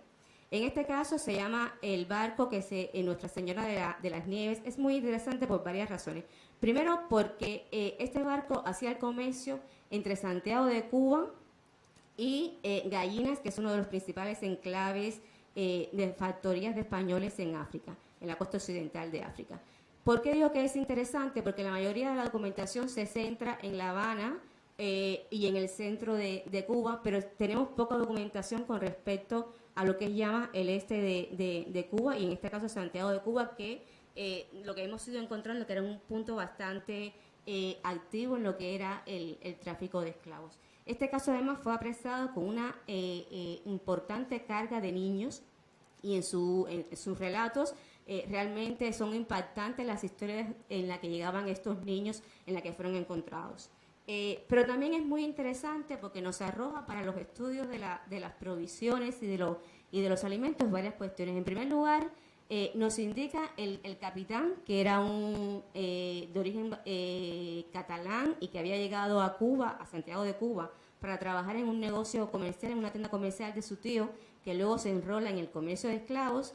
Este hombre, que además en su documentación habla de que había hecho muchísimos viajes hacia África, que tenía vasta experiencia, tiene varias cosas interesantes que a mí me interesan. En primer lugar, que él hace un comercio no solamente con los jefes tribales, que es lo que solemos tener en cuenta casi siempre cuando hacemos estudios de alimentación o de intercambio de plantas, sino que muchos de estos negocios se hacían con los jefes tribales, lo cual es cierto, sino que también habían capas de estos intercambios donde intervenían múltiples agentes y estaban desde los propios africanos hasta la propia tripulación, los cocineros, y cada uno de estos niveles recogen diferentes lecturas. Por ejemplo, en toda la documentación de este barco de esclavos, él, dada que es otra cosa importante, muestra un espacio muy dinámico y muy competitivo, y para garantizar, primero, que no está tanto tiempo esperando por los esclavos y por las provisiones, dejaban encargados a los factores listas con la alimentación que les importaba después tener garantizada, y estas listas, muchas de ellas eran propiamente con africanos o con factores africanos que habían estado también enrolados en las tripulaciones, pero no se habían quedado en la costa occidental de África para este tipo de aprovisionamiento. Y bueno, pues habla de sus nombres, cómo se les conocía, lo que querían efectivamente de ellos, etcétera.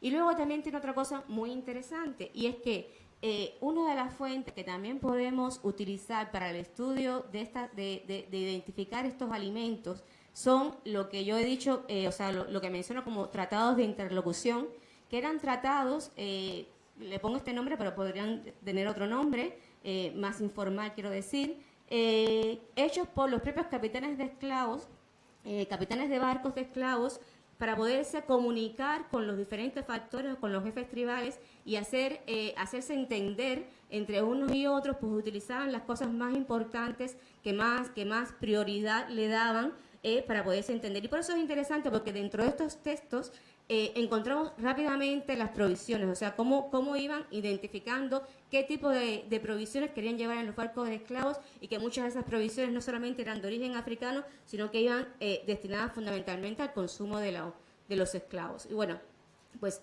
aquí, por ejemplo, hablamos de plátanos, de los boniatos, o sea, de los boniatos, no, o sea, las malangas, y de una serie de alimentos que realmente son bastante interesantes, y también hablan de lugares que son básicos en la costa occidental de África para este aprovisionamiento, como en este caso el Cabo López. Otra memoria muy interesante que traigo a colación es una memoria realizada por un piloto valenciano que en 1836 hace un viaje entre La Habana y el Congo, y él, a su regreso, escribe esta memoria, que es premiada por la Sociedad Económica Matritense en 1839 junto con otro trabajo. Este es muy interesante por varias cosas. Primero, porque dentro de los intercambios de plantas también hubo intercambios de animales. Y este es un caso donde aparece por primera vez en la documentación que yo estoy trabajando, no quiere decir que sea la primera, un caso muy específico donde se lanzan por la borda 5 bueyes Ashanti o guineos por falta de hierba de Guinea. La hierba de Guinea es una de las plantas que tiempo después fue sumamente importante para los desarrollos de las ganaderías en diferentes partes de América, y que en Cuba no está muy documentado su introducción. Al parecer tuvo varias introducciones, una de ellas fue desde Jamaica, otra de Barbados, pero que era casi siempre, encontramos con los barcos de esclavos donde hacían este tipo de recorrido. Este es en el caso de Cabo Palma, en la costa occidental también de África. Estos intercambios también se aprovisionaban mucho de animales y también de hierba de Guinea. Y este es un caso, bueno, pues evidente de extremo, ¿no?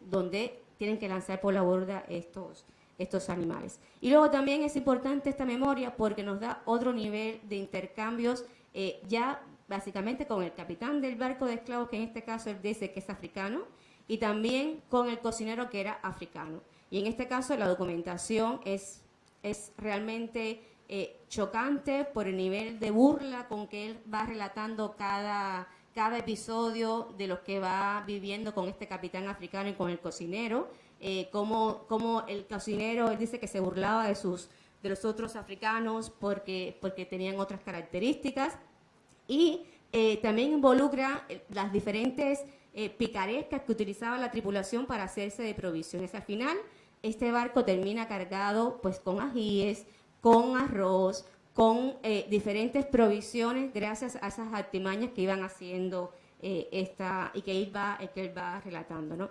Otro ejemplo interesante del intercambio de animales no solamente era, como digo, para el consumo de la tripulación, sino también para alimentar colecciones privadas y colecciones institucionales. En este caso, está documentado colecciones privadas de canarios que estaban interesados en tener animales exóticos y les pedían directamente a los capitanes de barco o a la tripulación que les trajeran determinados animales para sus colecciones. Muchos de ellos, además, no sobrevivían al viaje y casi siempre morían, pero era también una de los renglones ricos dentro del tráfico o asociado al tráfico de esclavos.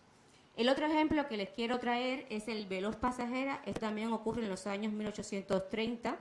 Es un barco que también es apresado, o sea, hace comercio entre La Habana y Gallinas, el enclave que yo les había mencionado, es capturado en Sierra Leona. Y es interesante también a varios niveles, ¿no? En primer lugar, este barco de esclavos también es capturado con una gran cantidad de niños. Luego también, por muchas peripecias que ocurrió, estuvo 2 años en la costa occidental de África, moviéndose en varias direcciones por problemas varios, que bueno, no vienen al caso, pero entre ellos estaba también el problema de abastecimientos de esclavos por la concurrencia que estaban teniendo. Pero lo cierto es que una de las cosas que pasa es que el capitán se enferma y durante la cura de esta enfermedad, a lo que aludía Miguel Ángel en su presentación anterior, sí podemos rastrear también determinadas plantas que se utilizaban como la ocra para curar el problema que tenía el capitán, pero sobre todo preparaciones que se utilizaban para el restablecimiento de su salud, y entre esos estaba también papillas que hacían con determinadas semillas africanas con diferentes nombres, que se las daban también al capitán para poder recuperar, y que bueno, eran el médico que iba a bordo, que realmente no era médico, pero bueno, el que ejerció como tal, hablaba de lo exitoso que había sido esta operación alimenticia para curar o sea, aplicado a los usos medicinales. Y también, en este caso de este barco, lo que se documenta es una de las, yo no diría discusión, pero sí una de las grandes lagunas o de las cuestiones que también se ponen sobre la mesa en este tipo de cuestiones, es que en la actualidad no tenemos evidencias ni rastros de muchas de estas plantas, pero eso no quiere decir que no llegaran a su destino, ¿no? Y en este caso me refiero, por ejemplo, al arroz africano, que es un arroz que está documentado para determinados sitios, pero que para Cuba, pese a la enorme importancia que tuvo el tráfico de esclavos, no está tan documentado. Y en este caso, este barco de esclavos recoge muy fehacientemente el gran tráfico de arroz que hizo entre el barco, que actuaba como factoría, y la tierra. De hecho, el último ejemplo que les quiero traer a colación empieza con este episodio, que esta es una memoria de un marinero que hace un viaje entre La Habana y Mozambique. Él relata el ritual que se hace para la alimentación, porque muy interesadamente lo que quería era demostrar que efectivamente todo esto de la mala alimentación de los esclavos existía, pero que en su caso, en sus viajes, esto no sucedía así, y relataba muy detenidamente el ritual que se realizaba para la hora de la comer de los esclavos. Y empezaba con esta frase, ¿no? A La Habana, a moler caña para su amo, come mucho, trabaja poco, y terminaba, ñame, ñame.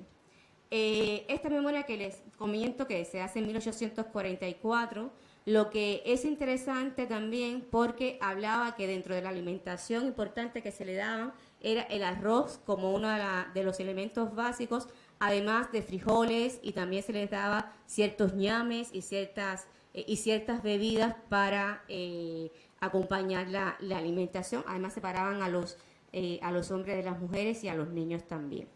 Y a raíz también del caso del arroz, que este sí es el último ejemplo que quiero traer a colación, es el último barco de esclavos documentado como tal. No quiere decir que se discuta si fue el último realmente o no del tráfico de esclavos. América, este es un barco de esclavos que sí lo que es el último juzgado por la Comisión Anglo-Hispana para el tráfico de esclavos. Y entre sus provisiones no se encontró exactamente el arroz, pero la bitácora, o sea, cuando empiezan a ver el documento de lo que es el capitán de esclavos genera, sí se documentaba que en Brasil él recoge a un ingeniero británico para llevarlo a Mozambique con la idea de formar un negocio comercial de arroz particularmente. Llevaba toda la máquina de descascarar el arroz, llevaba al ingeniero con todos los utensilios y la tecnología interesante para eso. Sin embargo, con tan mala suerte que el ingeniero muere, y esta cantidad de arroz que él se había suministrado durante su paso por Gallinas y por otras partes de la costa occidental de África, no saben qué hacer con ellas, y al final cuando llegan a Mozambique la tienen que dejar y la cambian por otras provisiones africanas, pero que bueno, que al final son interceptados por el barco británico y son considerados vestigios o evidencias para ser condenado este barco de esclavos.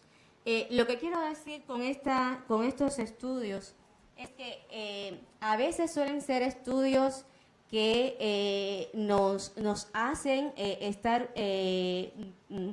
como con mucho tiempo en labores detectivescas, buscando cada elemento para juntar esas historias, pero que son necesarias porque el día de hoy, para poder saber estos legados, que casi todos los conocemos en la herencia, sobre todo culinaria, o en los ingredientes, hay muchas otras historias que se ocultan y que tenemos que sacar a colación. Por ejemplo, no la traigo en las diapositivas que les he presentado, pero uno de los casos que yo he podido documentar a raíz de este estudio es que muchos de estos alimentos que se traen de África sufren ciertos cambios también cuando se desarrollan en los propios contextos, ecosistemas americanos, y con la competencia que tienen con otros cultivos. Por ejemplo, es el caso del ñame, que fue un cultivo elemental en los barcos de esclavos con destino a Cuba, y que por sus características ecológicas no se podía dar en toda la isla, pero que sí era uno de los elementos que los esclavos y sus descendientes cultivan en sus conucos, en sus pedazos de tierra que se les dedicaban para ser cultivables por ellos. Y sin embargo se mantienen, pero no van a ser los más importantes luego en la medida en que avanza el siglo XIX dentro de estos conucos. Y otro, por ejemplo, el mismo arroz, se documenta el colapso ecológico que tuvo en la costa occidental de África producto de esta intensidad en el comercio de esclavos. Y así cada una de estas plantas, seguirlas, tienen sus propias historias y van marcando como una cartografía y un mapa global de toda esta influencia africana o contribución de los africanos y sus descendientes que debemos rescatar. Y muchísimas gracias.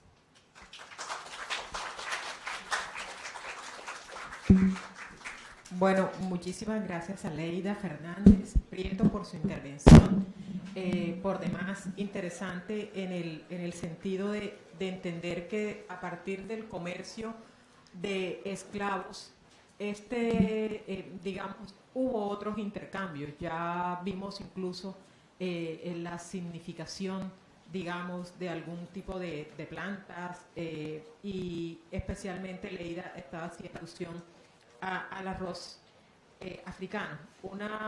Una interesante anotación es cómo incluso se comerciaba animales no solo para el consumo, sino para coleccionistas. Y particularmente quiero resaltar unas inquietudes siguiendo la intervención de Leida.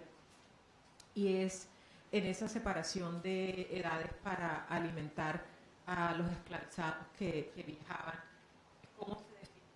cómo se definía, por ejemplo, las cantidades, qué tipo de alimentos recibía cada grupo poblacional y si realmente esto se hacía respondiendo a un requisito nutricional. Pero bueno, ya eso Leida me lo contará después. Ahora vamos a cerrar esta primera sesión de esta cátedra con la intervención del doctor Raúl Román Romero, quien es profesor de la Universidad Nacional Sede Caribe en San Andrés Islas. Raúl Román Romero es profesor asociado de la Universidad Nacional de Colombia Sede Caribe y fue director de esta sede entre 2014 y 2016. Es doctor en Historia de América Latina, magíster en Estudios del Caribe. Desde el 2014 es presidente de la Asociación Colombiana de Estudios del Caribe, ACOLEC, y desde 2010 es líder del Grupo de Investigación Nación, Región y Relaciones Internacionales en el Caribe y América Latina. Entre sus publicaciones recientes tenemos Los países centroamericanos y Colombia, Historia, Relaciones y Desencuentros en el Gran Caribe en el 2020, en colaboración con David Díaz Arias. Memorias, Historias y Olvidos, Colonialismo, Sociedad y Política en San Andrés y Providencia, publicado por la Universidad Nacional de Colombia, sede San Andrés Islas, en el 2019.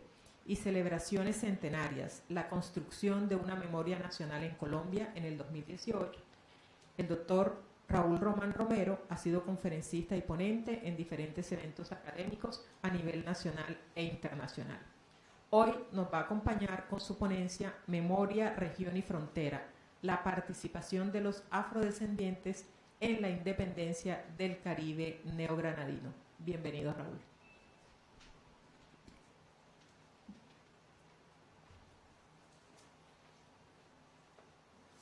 Buenas tardes. ¿Se escucha bien? Sí. Buenas tardes. Bueno, casi tardes, tardísimas. Bueno, a diferencia de lo que venimos escuchando, quizá la pregunta que cambia en este momento es qué pasó con la memoria de los esclavizados en un nuevo escenario político, que ya no era el escenario, digamos, de la colonización o las colonizaciones en el Caribe, sino qué pasa con esos esclavizados, sus descendientes libres, en el escenario de la independencia, en un escenario político, digamos, marcado por un proceso supuestamente de igualdad y libertad, y cómo en este marco se esfuerzan para transformar el relato que los vincula a un pasado fundamentalmente marcado por la esclavización y una actuación social supeditada a una condición de seres inferiores. En ese sentido, esta presentación, digamos, rompe el ámbito, digamos, político y, digamos, contextual en el que se van a mover estos, en algunos casos, aún esclavizados, algunos ex esclavizados y libres, con unas actuaciones importantes en el tema político. Por eso he situado el tema, sobre todo en el ámbito de la construcción de una memoria de las independencias, indagando por el rol que tienen allí los esclavizados, sobre todo libres en esa coyuntura, ¿verdad?, como actores importantes de ese nuevo escenario político marcado por esa independencia del colonialismo español en el caso del Caribe neogranadino. Por eso un poco el título Memoria, Región y Fronteras, la participación de los afrodescendientes en la independencia neogranadina. El propósito es analizar esa invisibilización de los afrodescendientes en la memoria y las narrativas de la independencia de Colombia, en un primer momento, examinar cómo los procesos de elaboración de una memoria de la independencia se imponen los referentes hispanos y de las élites criollas en reemplazo de una memoria afrodescendiente en el caso de los territorios que conforman el Caribe y algunos territorios fronterizos de esta región. Y por último, utilizar como ejemplo el caso del Caribe colombiano, especialmente el caso emblemático de Cartagena y los actores afrodescendientes de esta ciudad y en algunos casos la región Caribe colombiana, ¿verdad? Para demostrar cómo durante los primeros años de la República, la memoria inicial que se construye sobre la independencia de la primera ciudad de Nueva Granada y de Colombia, que crea su estado independiente, ¿verdad? Cómo esa memoria de alguna manera está determinada por la participación de los afrodescendientes en las actuaciones, digamos, fundamentales que dieron origen a ese proceso de construcción republicana. Y cómo paulatinamente van a ser estos afrodescendientes despojados como actores de esos acontecimientos y reemplazados por las élites criollas blancas, y en qué contexto ocurre este fenómeno. Esa es digamos, la reflexión de la que arranca esta presentación, y sobre eso voy a hacer, digamos, el esfuerzo de concentrar. Bueno, cuando ya yo creo que se ha discutido en Colombia en el marco de estas celebraciones bicentenarias el peso que tienen las fechas andinas del 20 de julio y el 7 de agosto, donde próximamente se posiciona un nuevo presidente, en la memoria de la independencia de Colombia. Yo creo que hasta la saciedad y en el libro que se mencionó, he destacado que el 20 de julio y el 7 de agosto en el siglo XX se convierten en el principal referente de la memoria de la independencia colombiana, excluyendo los acontecimientos de algunas regiones y algunas localidades, ¿verdad?, en este proceso, como en el caso del Caribe colombiano, pero también el de otras regiones que tuvieron un papel decidido y un rol activo de algunos de sus miembros en estas gestas de independencia. Entonces, ese hito fundacional de la independencia de Colombia está supeditado a esta idea del 20 de julio, pero además hay un elemento importante que caracteriza la conmemoración del 20 de julio y del 7 de agosto, esta memoria de la independencia, y es su vínculo con el pasado hispano y las tradiciones hispanas, ¿verdad? Tradiciones que se venían construyendo desde mediados del siglo XIX y que se ratifican con la Constitución de 1886, que define a Colombia como un país blanco de habla castellana e hispano, con lo cual se consolida lo hispano como un elemento de identidad fundamental que es importante tenerlo en cuenta a la hora de reflexionar sobre el papel, la invisibilización o la exclusión de los afrodescendientes de esa memoria de la independencia, sobre todo cuando pensamos que esa memoria de la independencia se construye de manera definitiva y sostenida a partir de las conmemoraciones de los centenarios de la independencia, el 20 de julio de 1910 y el 7 de agosto de 1919, que conmemoraron los acontecimientos de 1810 y 1819, siglo después. Y como entonces esa conmemoración también estuvo marcada en esa gran, digamos, celebración internacional que hace Colombia de la exclusión de lo negro y lo indígena en la representación que se hizo de esa conmemoración celebrativa de los centenarios. Y por último, cómo también desaparece o se vincula prácticamente como una referencia importante cuando se alude a la afrodescendiente a la memoria de la esclavización o de la esclavitud, que va a tener un peso significativo y va a actuar como un determinante en la marginación de esta memoria afrodescendiente en la representación simbólica de esa memoria de la independencia colombiana. Bueno, como decía, bueno, hubo una gran celebración, ahí se exaltó lo hispano, se fundaron las estatuas a los principales fundadores, Belalcázar, Pascual Núñez de Balboa, en fin, todos estos tuvieron un epicentro, se invitaron a los reyes, ¿verdad? En lo que parecía que era una conmemoración que se apartaba del yugo político y la hegemonía política y el control político español, pues se conmemora y se retoma en esos 10 años la importancia como elemento de la civilización y de la cultura colombiana, lo hispano. Por eso, ¿cuándo, cómo y por qué se dibuja la actuación afrodescendiente en la independencia? Esto partiendo de la hipótesis que intento defender, que en los primeros años hubo una actuación y un relato público que reconoció la actuación de los afrodescendientes en la independencia de las principales ciudades de la costa caribe colombiana. ¿Qué papel juega la construcción de la memoria de las independencias en ese proceso? Creo que lo he señalado un poco en esta primera parte. ¿Y qué tipo de estrategias se utilizan esos relatos, esos discursos y sus gestores para transformar el discurso y marginar a esos afrodescendientes?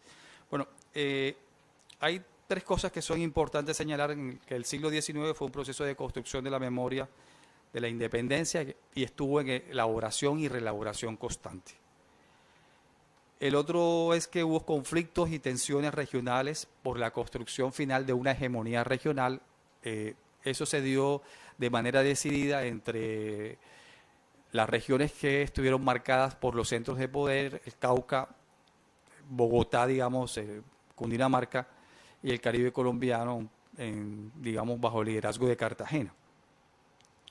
Y por eso, digamos, cuando intentamos repensar y examinar cómo ocurre esa memoria de la independencia y el rol que jugaron los afrodescendientes en la costa caribe colombiana, situamos a Cartagena como el epicentro importante de donde ocurren los principales hechos de ese proceso. Y enmarcamos también como la memoria política de la independencia de Cartagena, así como lo que ocurre en el siglo XX cuando los cartageneros se tensionan con las élites bogotanas porque están imponiendo las fechas del 20 de julio o las fechas representativas del mundo andino, excluyendo las fechas caribeñas, ¿verdad? Ese 20 de julio, perdón, esa fecha del 11 de noviembre que se convierte y se consolida como la fecha hegemónica de la independencia en Cartagena, también atraviesa un proceso de construcción, reconstrucción, elaboración o reelaboración permanente, junto con los héroes y sus actores, y que está atravesado por un proceso también de elaboración de los relatos. Y voy a dedicarme, creo que ese es el punto central de esta charla. Entonces, ¿qué ocurre durante y cómo se da ese proceso de elaboración de la memoria de la independencia de Cartagena? Pasa por diferentes circunstancias, pero a partir de 1821 empieza una lucha o una confrontación, un campo de debate simbólico en torno a la construcción de la fecha que debe simbolizar la independencia de la ciudad. Y ese gran debate se da entre dos fechas importantes con los contenidos y actores que tienen, que es la fecha del 11 de noviembre de 1811 y la fecha del 21 de octubre de 1821. Se convierten en las fechas durante estos años, las fechas hito y fundacionales de la independencia. En la primera fecha, el 11 de noviembre, hubo una actuación importante de artesanos negros y mulatos que finalmente terminaron forzando a la élite criolla a gestar la independencia definitiva de Cartagena, ¿verdad? Presionando a una junta de gobierno que se había constituido un año antes, ¿verdad? Y que había generado o había creado su independencia prácticamente del virreinato de Bogotá, porque ahí hay unas etapas que son importantes reconocer. Pero la independencia definitiva se hizo bajo la presión de estos negros y mulatos, que ya ha sido bastante documentada en los últimos 20 años, diría yo. Esa fecha del 11 de noviembre, donde hay esta actuación de los mulatos, va a tener, por supuesto, y este Estado va a fracasar en 1815 con la llegada de Pablo Murillo, y por lo tanto, aunque se celebraba y se conmemoraba los años siguientes, va a perder su curso celebrativo y la posibilidad de convertirse en estos primeros 10 años como una fecha, digamos, como una fecha conmemorativa de la independencia de la ciudad. Y entonces será en 1821 cuando finalmente, bajo la actuación de Padilla y bajo la, digamos, coordinación del Ejército Libertador de Simón Bolívar, es que Cartagena en 1821 va a quedar libre del yugo español, y a partir de ahí se va a gestar una nueva tradición celebrativa de la independencia de la ciudad que va a estar muy en función y muy armonizada con los líderes, en este caso José Prudencio Padilla, que tuvieron una actuación naval importante junto con otros negros y mulatos, ¿verdad?, que se van a convertir en unos actores y en unos héroes tempranos de esa independencia. Tras la consecución de esta independencia de Cartagena y el festejo año tras año del 21 de octubre de 1821 como la fecha de emancipación, se va a generar un nuevo fenómeno a finales de esta década de 1828-29, cuando la mayoría de los individuos que habían, negros y mulatos también, que estaban en el exilio y que habían participado de la primera fase de independencia de 1811, se van a incorporar a las dinámicas sociales, políticas y culturales de la ciudad y van a reclamar un espacio, digamos, en la esfera pública y la memoria pública como actores importantes también de un proceso, y van a ir imponiendo de manera sistemática, lenta, hasta los años 30, la conmemoración e impulsando discursiva y públicamente la idea del 11 de noviembre como la fecha inicial de la independencia. Eso va a llevar a un debate en la esfera pública simbólica entre los actores de 1821, Padilla, y los actores mulatos y negros también, ¿verdad?, de la época de 1811, porque todo el reconocimiento se le va a atribuir al pueblo soberano, negros y mulatos, y a los artesanos. Es decir, durante los primeros 40 años, el reconocimiento del discurso público que se utiliza para conmemorar, exaltar los hechos de la independencia de Cartagena y sus implicaciones en el Caribe colombiano, van a estar suscritos a dos ideas fundamentales: a los hechos ocurridos en 1821, en octubre de 1821, y a noviembre de 1811. Eso va a crear como una especie de tensión, pero también un empate técnico entre estas dos fechas, con una prevalencia del 21 de octubre porque sus actores están vivos, y tras el asesinato de Padilla por Simón Bolívar, Padilla en los años 30 va a ser reivindicado por los contradictores de Bolívar, que ya ha muerto, y se va a magnificar la memoria de Padilla y la atrocidad del asesinato de Bolívar, y esto va a dimensionar la figura de Padilla como un héroe importante y un actor definitivo de la independencia general de Colombia y por supuesto de Cartagena. Entonces en los años 30, digamos, hay una convivencia de estas dos memorias, pero con la característica de que los actores principales son negros y mulatos.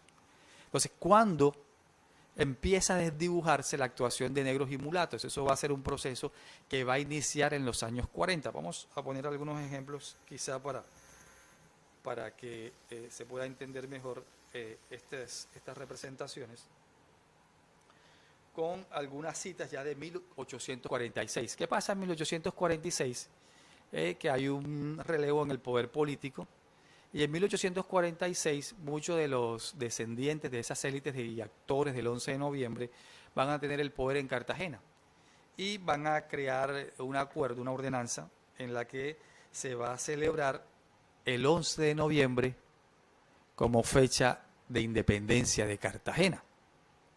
Y a partir de allí, los discursos, ¿verdad?, que van a estar, digamos, ante el oído público de la ciudad, de la región y del país, va a tener como actores principales a los que actuaron el 11 de noviembre, y un poco empieza a desdibujarse y a ceder la figura de Padilla durante estos años. Por ejemplo, ilustre pueblo de Cartagena, a vuestros padres y vuestros parientes que murieron en el sitio de esta ciudad defendiendo la patria, son los héroes de la independencia. Ahí empiezan a haber unos matices que luego van a tomar mucho más relevancia. Pero aún así, en estos primeros años se mantiene cosas como esta. La consecuencia lógica de esta situación fue que algunos mulatos o pardos, esto está textual, fueran convertidos, fueran convertidos en próceres y en fundadores de la República. Padilla, glorificado por sus heroicos actos, en octubre de 1821 se rindió homenaje y reconocimiento heroico a las clases y a los cuerpos de marina y artillería, al igual que a Padilla. Entonces dice, en su orden fueron, y ese discurso que ha pronunciado Juan Madiedo reconoce, por ejemplo, a Pedro Romero, el mulato matancero cubano que había estado en Cartagena, Pedro Medrano, otro mulato importante que tuvo una actuación en la independencia de 1811, Ramón Viña igual, Martín Viña, Nicolás Delfín y otros empleados que eran todos prácticamente del regimiento de pardos que actuó en Cartagena el 11 de noviembre de 1811. Es decir, la imposición, digamos, formal del 11 de noviembre como fecha de independencia nacional en los años 40 todavía, desde el 46 hasta los años 50, reconoce como actores importantes a negros y mulatos y lo hace públicamente y quedan referenciadas en la prensa de la época. Esta es una cita del diario Semanario de la Provincia de Cartagena de 1846. Algunos años después, y en medio de estos años 40, el discurso va a ir cambiando, ¿no? Y se va a ir transformando en la medida en que se afianzan otro tipo de élites y otro tipo de reconocimientos. Y una de esas transformaciones importantes va a ser el intento de resituar una memoria, la memoria de la élite, a partir de las actuaciones que se dan antes de 1811, ¿verdad? Que es la actuación de la Junta de Gobierno, donde actuó la élite criolla cartagenera, donde estaba Ayos, Díaz Granados, Toledo y otros, bueno, García de Toledo, Castillo y Rada, Pantaleón Germán Ribón, actores que van a ser importantes. Entonces, lo que va a ocurrir a partir de los años prácticamente 50 es que el 11 de noviembre, cuyo contenido discursivo hacía alusión y exaltaba los hechos de los mulatos, artesanos y clases populares de Cartagena, al ver que era imposible imponer los hechos, por ejemplo, del 14 de junio de 1810 y lo que ocurre el 23 de mayo de 1810, en este último se le pusieron dos adjuntos al gobernador y ya el 14 de junio, prácticamente un mes después, se expulsa al gobernador Montes y se crea la Junta de Gobierno y es un primer acto de independencia, no de España, pero sí de Bogotá y del virreinato. Esos hechos que quería la élite reivindicar no tienen una acogida, ¿verdad?, que pueda desplazar el 11 de noviembre que ya ha sido oficialmente designado para esa fecha. En consecuencia, la estrategia de las élites va a ser vaciar de contenido de los actores del 11 de noviembre y ya cuando se conmemora el 11 de noviembre no se van a referir en los discursos públicos ni en la enseñanza que se va a implementar después para los educandos del departamento o del Estado Soberano de Bolívar, ¿verdad?, de esos negros y mulatos, sino de las élites criollas. Por ejemplo, el Consejo Municipal, con su decreto 55 de 1855, ya en la década de los 50, de 1850, ¿verdad?, va a crear lo que se llama como los mártires de la patria. Se va a inventar los famosos mártires de Cartagena. Lo hace mediante ese decreto 55 que emite el Consejo Municipal y en eso se van a declarar, y lo hace el 11 de noviembre, por eso la importancia, declararse digno de gratitud del pueblo de Cartagena y del glorioso título de fundadores de la independencia a los esforzados varones que el 11 de noviembre de 1811 proclamaron solemnemente en esta ciudad la emancipación, ¿cierto? Y luego, artículo 2, declararse mártires de la patria a los egregios ciudadanos Manuel Rodríguez Torice, repito, estos hacían parte de la élite. ¿Qué están haciendo con este proceso de reinvención, digamos, de la de la fecha de independencia, repito, están vaciando de los contenidos usuales, de los contenidos populares y de la actuación de los negros y mulatos en esa independencia. Y de aquí en adelante el proceso va a ser sistemático, ¿verdad? Porque va a darse en un contexto político nacional muy particular. Bueno, aquí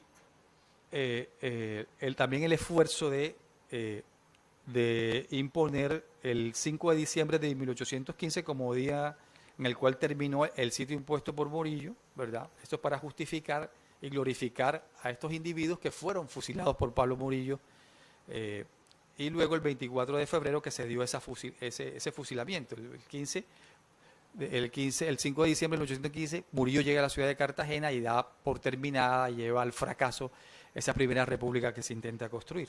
Y entonces, en función, los argumentos son el sacrificio, el fusilamiento de estos hombres, aunque no estuvieran de acuerdo con que se proclamara la independencia definitiva por sus nexos comerciales con España, pues era totalmente inconveniente y era más fácil mantener la autonomía de Bogotá y mantener el comercio con España por sus propios intereses económicos.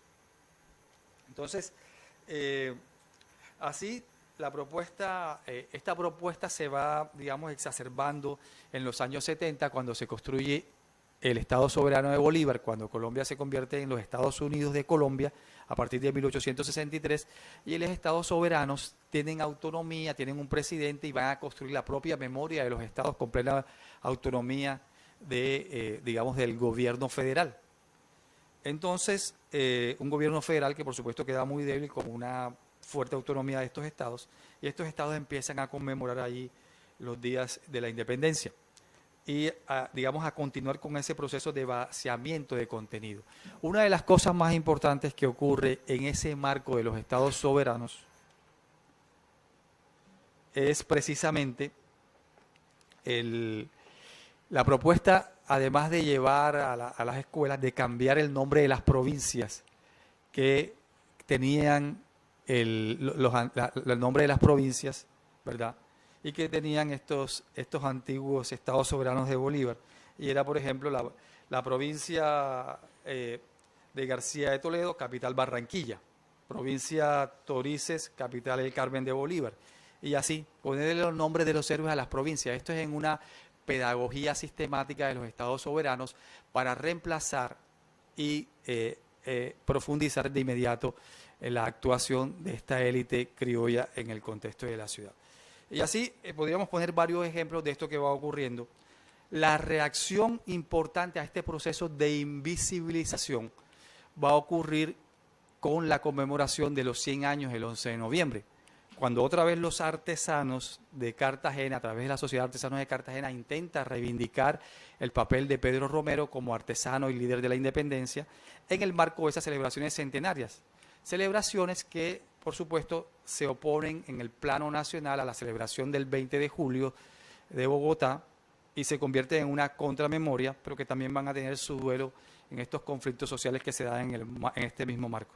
Entonces ahí estas élites proponen a Pedro Romero como actor indispensable y poner una estatua de Pedro Romero como la que se encuentra en ese camellón de los mártires. Se hace un camellón de los mártires en Cartagena también en los años de 1875 durante el Estado soberano de Bolívar, y ahí se ponen los bustos de estos mártires y se le pone el nombre del camellón de los mártires, desplazando del espacio, ocupando el espacio público y desplazando del espacio público cualquier iniciativa de poner una representación monumental a los afrodescendientes. Y eso se ratifica con la celebración del 11 de noviembre de 1911 en el marco de esa independencia, cuando este intento de los artesanos de poner una estatua en honor a Pedro Romero y a otros líderes populares negros y mulatos también fracasa. Y se pone en una de las puertas del Parque del Centenario, que es el monumento simbólico de esta conmemoración, una estatua en honor a un herrero, ¿cierto? Un poco simbolizando la idea de Gutenberg como emblema de la civilización universal. Esa idea también es impulsada por otro sector de los artesanos, que son los tipógrafos, que neutralizan la posibilidad de la representación negra y mulata en estos festejos. Y va a ser mucho más notorio digamos, cómo se intenta desplazar esta memoria que titila con Pedro Romero, el que se hace alusión, se ponen placas en la ciudad, ¿verdad? Cuando la élite de Cartagena hace dos nuevas conmemoraciones centenarias, la del 5 de diciembre de 1815, que la hace en 1915, y la del 16 de febrero de el 24 de febrero de 1916, en el que se fusilan los mártires, un poco para volver a sellar allí eso.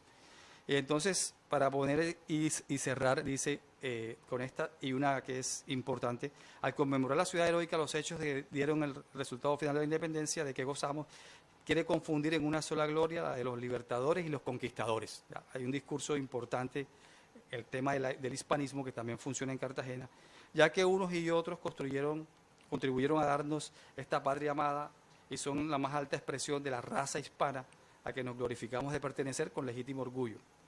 Y esto es tan fuerte, este hispanismo es un elemento identificador tan fuerte y de alguna manera es contribuye para expulsar esa memoria afrodescendiente, que miren cómo se justificaba la posibilidad de construir un busto de la independencia. Por ejemplo, el presbítero Rebollo, también miembro de la élite, justificaba como el reconocimiento como mártir de la independencia a un conocido suyo, ¿verdad?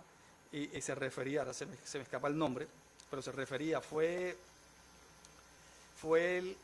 el prócer español de nacimiento, decía, le atribuía el carácter español de nacimiento, casado con una criolla, pero siguió el partido de estos y sirvió a la causa de la independencia de la patria nueva con lealtad hasta el costo de su vida. Era García, apellido García, alto de cuerpo, de musculatura recia, ojos claros, cabellos castaños y tez rosada. Por su gallardo aspecto parecía un inglés de buena raza, dice Rebollo en 1916, para justificar que incluyeran a su pariente García Moreno como parte de los mártires de la independencia.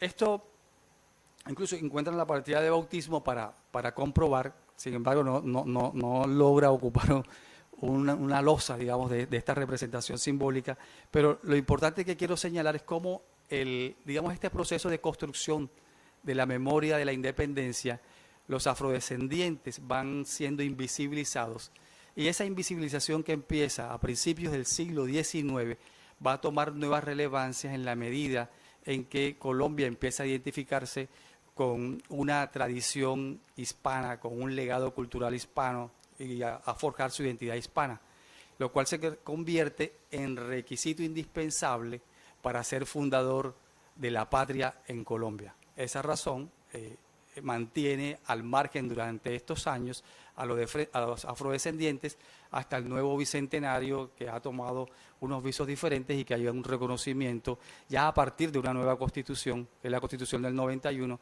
que reivindicó la condición pluricultural de Colombia y abandonó la identidad plena de lo hispano. Muchas gracias.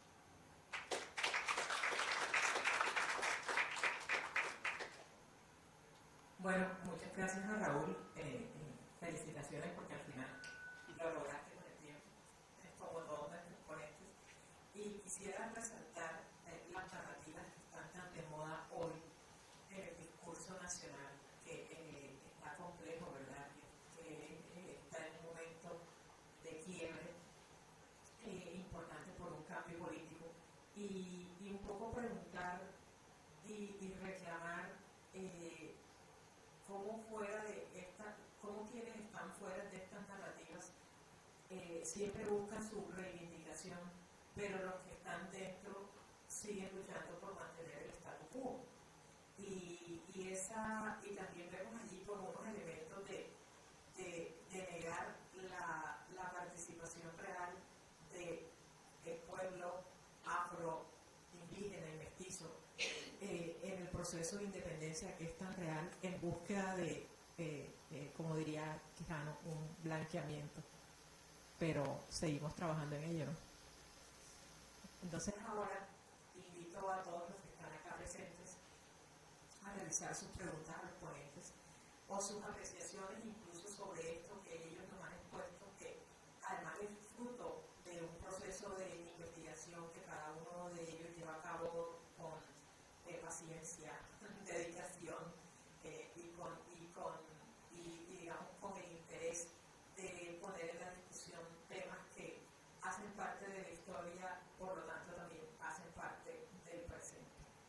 Yo tengo varias preguntas, pero no quiero comenzar.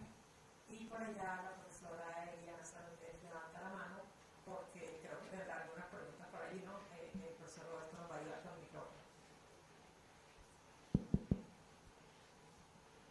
Bueno, muchísimas gracias a todos los ponentes que nos han compartido sus avances, sus resultados de investigación. Tengo dos preguntas acompañadas de comentarios. En la primera yo quisiera iniciar con esta frase: el silencio es el refugio de la memoria. Frase con la que inicia la intervención la profesora Chelo Naranjo. En Colombia, hablar sobre estos temas, hablar sobre raza, hablar sobre racialización, hablar sobre racismo no es fácil. Y no es fácil porque tal vez en el imaginario o en realidad predomina ese silencio, ¿verdad? Para hablar de temas que pueden incomodarnos, porque implican al mismo tiempo reconocer una noción de privilegio, de la cual no en todos los ámbitos estamos dispuestos a reconocer. En este sentido, el hecho de estar ya reunidos en este espacio y abrir la discusión, considero que es un terreno ganado, ¿cierto? Abrir la reflexión, discutir sobre estos temas. Y alrededor de esto yo quisiera preguntarles si en sus investigaciones o en términos generales, ¿qué han encontrado en particular sobre las experiencias de la mujer negra esclava en estos procesos de racialización? En términos generales hemos escuchado las experiencias de negros esclavos, algunas menciones a las esclavas domésticas, pero me interesaría saber si de pronto, en sus investigaciones han encontrado casos particulares o algún aspecto diferencial entre la experiencia de los negros esclavos a la experiencia de la mujer negra esclava en estos procesos de racialización. Esa es mi primera pregunta. Y la segunda pregunta surge también desde una preocupación que orienta también mi línea de trabajo en estos temas. Desde distintos sectores, particularmente desde la academia y desde la política, hemos desplazado la referencia a pueblos negros, comunidades negras, por comunidades afrodescendientes o poblaciones no blancas o poblaciones no mestizas. Algunos autores, por ejemplo Eduardo Restrepo, abren este debate en torno a las políticas del nombrar en Colombia particularmente y sostienen que la palabra negro se asocia efectivamente a procesos racistas de cosificación, de inferiorización derivados del colonialismo y de la esclavización. Pero al mismo tiempo argumentan que descartar el significante negro y sus derivados por afrodescendiente pues no soluciona el problema de fondo, ¿verdad? No erradica tal vez esos estereotipos o prejuicios asociados a el nombrar pueblos negros, comunidades negras. De hecho, en nuestra Constitución, la ley a la que mencionaba el profesor al final, la ley de comunidades negras, se llama Ley de Comunidades Negras, no Ley de Comunidades Afrodescendientes, ¿verdad? Entonces aquí me interesaría conocer un poco la posición de los investigadores invitados, es decir, cuál es su posición en este debate, cuál es su opinión al respecto. ¿Será que deberíamos estar pensando en utilizar una denominación correcta para nombrar individuos o colectividades, o por el contrario no deberíamos hacerlos? Algunos argumentan que también es una categoría creada desde afuera, ¿verdad? Creada desde afuera para nombrar al otro, a pueblos negros, comunidades negras. Entonces, pues es una pregunta también con un interés de investigación porque hace parte de los temas que yo estoy trabajando y bueno, muchísimas gracias por acompañarnos y compartir sus reflexiones. Aquí el doctor Miguel Ángel se lanza a contestar por esta pregunta, creo que es interesante. Doctor, le sugiero un poquito hacia allá para que la cámara lo tome. Muchas gracias, me parece muy interesante. Con respecto a la primera, que como dices, yo he hecho una pequeña alusión al tema de la esclava doméstica. Dentro de los estudios de esclavitud sí que hay un trabajo de investigación muy especial que incluye la mujer. De hecho, en el proyecto con la investigadora Miriam Mois desde la clínica, que ya está trabajando mucho el tema desde el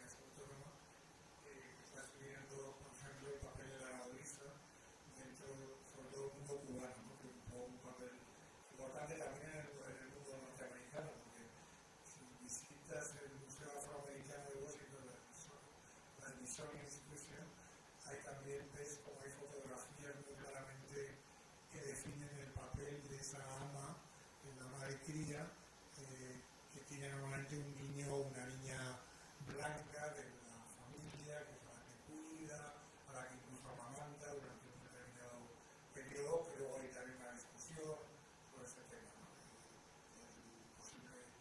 La posible contaminación, que es un problema desde el punto de vista médico muy interesante, de ese proceso por parte de las madres.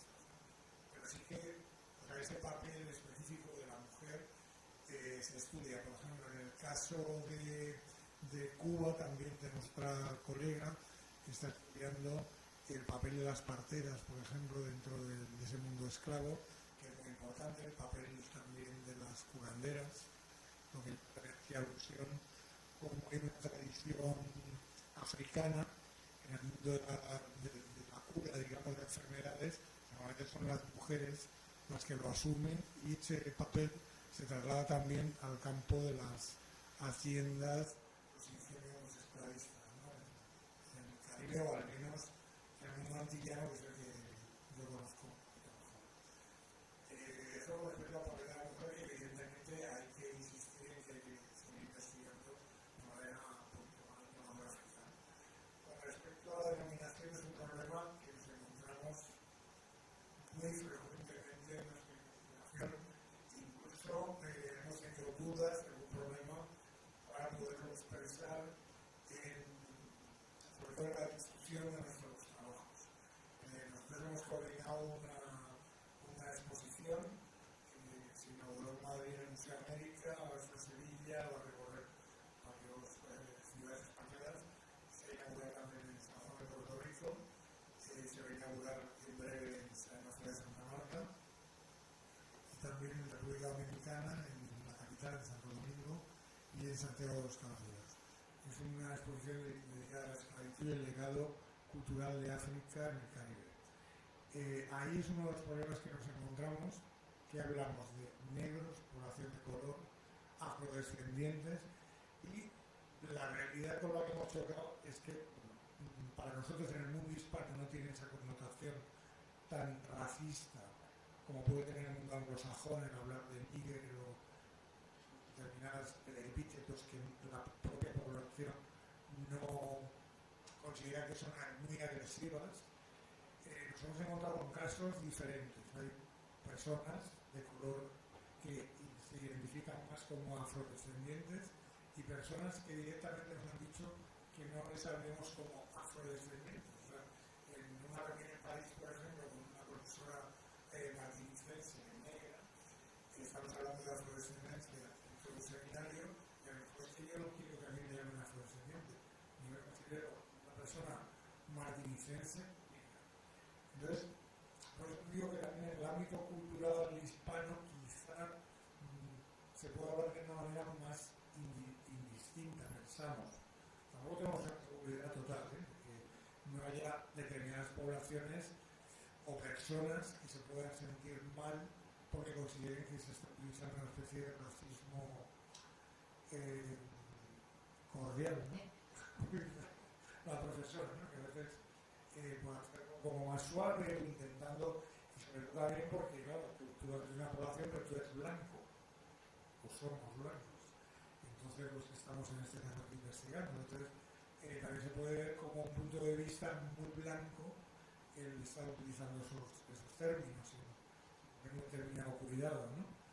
Pero bueno, sería una cuestión a debatir. Sí, bueno. Gracias. Yo creo que es muy pertinente todas las observaciones que has hecho. Y sí, muy pertinente y muy interesante, ¿no? Por una parte, bueno, es un poco corroborar lo que ha dicho Miguel Ángel Puigsamper. Hay una racialización diferente y añadida en el caso de las mujeres. Es cuando hablamos de esclavitud, cuando hablamos de raza, entre comillas, tenemos también que hablar de clase social, pero también tenemos que hablar de género. Y al hablar de género también estamos hablando de la posición de la mujer en la sociedad, pero además a la mujer se la racializa a partir de su cuerpo. Y las imágenes y la literatura nos dan prueba de ello, ¿no? Entonces, digamos que hay una doble, triple, cuádruple subordinación, inferiorización, racialización por el hecho de ser mujeres. Y hay algunas profesoras, por ejemplo, Miriam Moise, que está estudiando y dentro del proyecto desde la literatura, ¿no? Desde una posición, como han comentado, de practicante o de activista dentro de los estudios afrofeministas. Eso sería una categoría. La otra, la construcción de las categorías. Claro, que siempre estamos hablando, siempre estamos estudiando, querámoslo o no, estamos estableciendo categorías. Y a partir de esas categorías estamos, a veces de manera inconsciente, creando imaginarios, levantando barreras y racializando. Es muy diferente hablar desde el mundo hispánico, hablar del mundo anglosajón o incluso del mundo europeo, hablar frente al mundo anglosajón, e incluso yo diría mucho más. Es diferente hablar desde España quizá, por toda una serie de tradiciones, valores, de culturas, ese peso cultural que damos cada uno de nosotros y nosotras, hablar, por ejemplo, desde América Latina. Y es muy diferente la posición que tú tienes y todo el legado y lo que eres. Entonces, a veces tenemos ese problema y lo hemos tenido cuando estamos hablando con personas, con intelectuales que se reivindican unos como afrodescendientes y otros como negros. Y lo hemos tenido, pero no lo han tenido las personas que son como ellos, porque somos blancos. Entonces, digamos que hay una categorización y una estereotipación de ellos hacia nosotros y de nosotros hacia ellos. ¿Cómo salvar esto? Pues no lo sé. O sea, nosotros seguimos intentando mostrar a través de nuestros estudios e incluso pues a través de todas las publicaciones que lanzamos más hacia las poblaciones más jóvenes, de adolescentes. Ahora acabamos de publicar un cuento, Mamá Mandinga, entre África y el Caribe, incidiendo, haciendo como un propósito de que estas jóvenes nuevas generaciones no den tanta importancia al color como una barrera entre grupos sociales, entre grupos humanos, sino que ese color es una riqueza porque forma parte de la diversidad.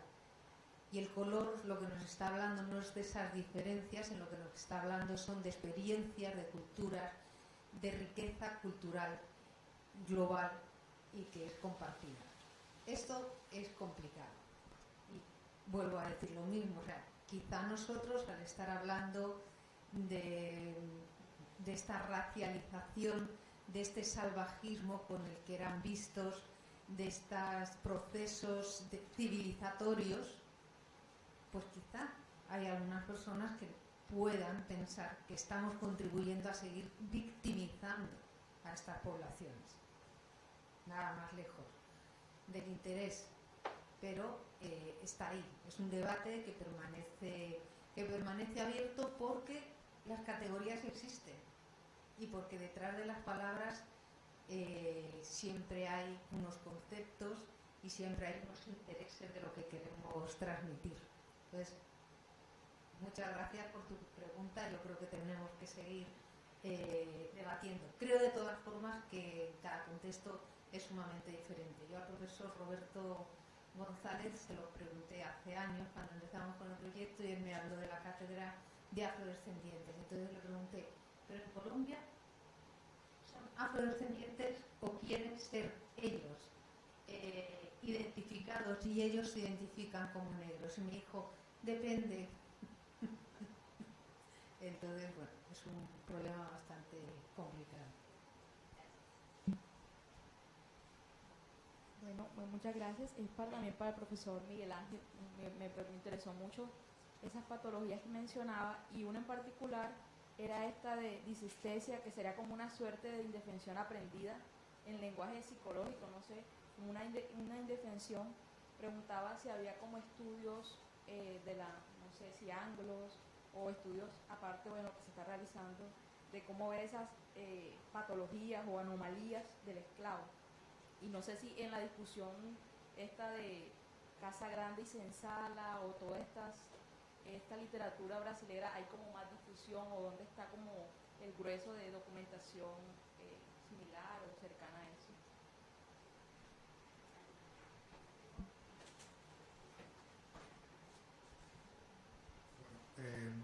Mucha investigación. En Brasil hay más, sobre todo lo que llaman ellos el banzo. Hay un instituto en Río de Janeiro que se dedica a historia de la medicina, donde estudiado, tiene una revista que se llama Maguinhos, que se dedica a historia de las ciencias, historia de la medicina. Sí se han publicado artículos referidos a esto, a la depresión, la melancolía. Hay una revista también de psicopatología en Argentina que también le ha dedicado algunos números a estos estudios relacionados con los problemas psicológicos de la esclavitud. Pero tampoco hay tanto hecho. O sea, esto de lo que voy viendo, o sea, trabajo directamente sobre las fuentes, los manuales médicos, y sí me encuentro con ese problema que lo señalan los propios médicos de la época. O sea, de encontrarse con esos problemas de tipo depresivo, que tampoco saben interpretar bien, porque bueno, ellos están moviendo entre la medicina hipocrática y la medicina académica, o sea, unos conceptos muy antiguos para nosotros, y no saben diferenciar bien si realmente hay una patología psiquiátrica o no. O sea, simplemente, porque comentaba antes, hay actos de rebelión en el que bueno, pues se producen ese tipo de muertes, ¿no? Lo otro era lo de la sinestesia, ¿no? Claro, ese concepto es que actualmente tiene un sentido distinto al que Cartwright, que es el que lo define en una revista americana en el siglo XIX, tenía para él, que era más bien de insensibilidad. No tiene mucho sentido desde el punto de vista médico actual. ¿Sabes? O sea, era como algo que se inventa de alguna manera también para justificar por qué se producía esa resistencia. O sea, no era capaz de imaginar que un esclavo pudiera huir, y de ahí eso de la pletomanía, esa manía de irse, de huir del amo, no entienden que alguien no pueda estar sometido a una cierta disciplina de trabajo, como si fuera pues, un trabajador normal. Entonces no tienen esa capacidad de entenderlo, ni de que hay una resistencia pasiva, que es un poco lo que él no en términos actuales, sino decir, bueno, prefiero que me peguen y hago resistencia. Entonces ellos eso lo interpretan como no es posible que alguien se deje pegar o dar latigazos sin expresar claramente manifestar dolor, sino que simplemente se resiste de manera más el prejuicio de este médico norteamericano que realmente la pura realidad. Pero ya digo que no es, tampoco hay tanta gente del ámbito médico, yo estoy en un departamento de historia de la ciencia y la medicina, que se dedique al estudio desde la actualidad de ese tipo de patologías.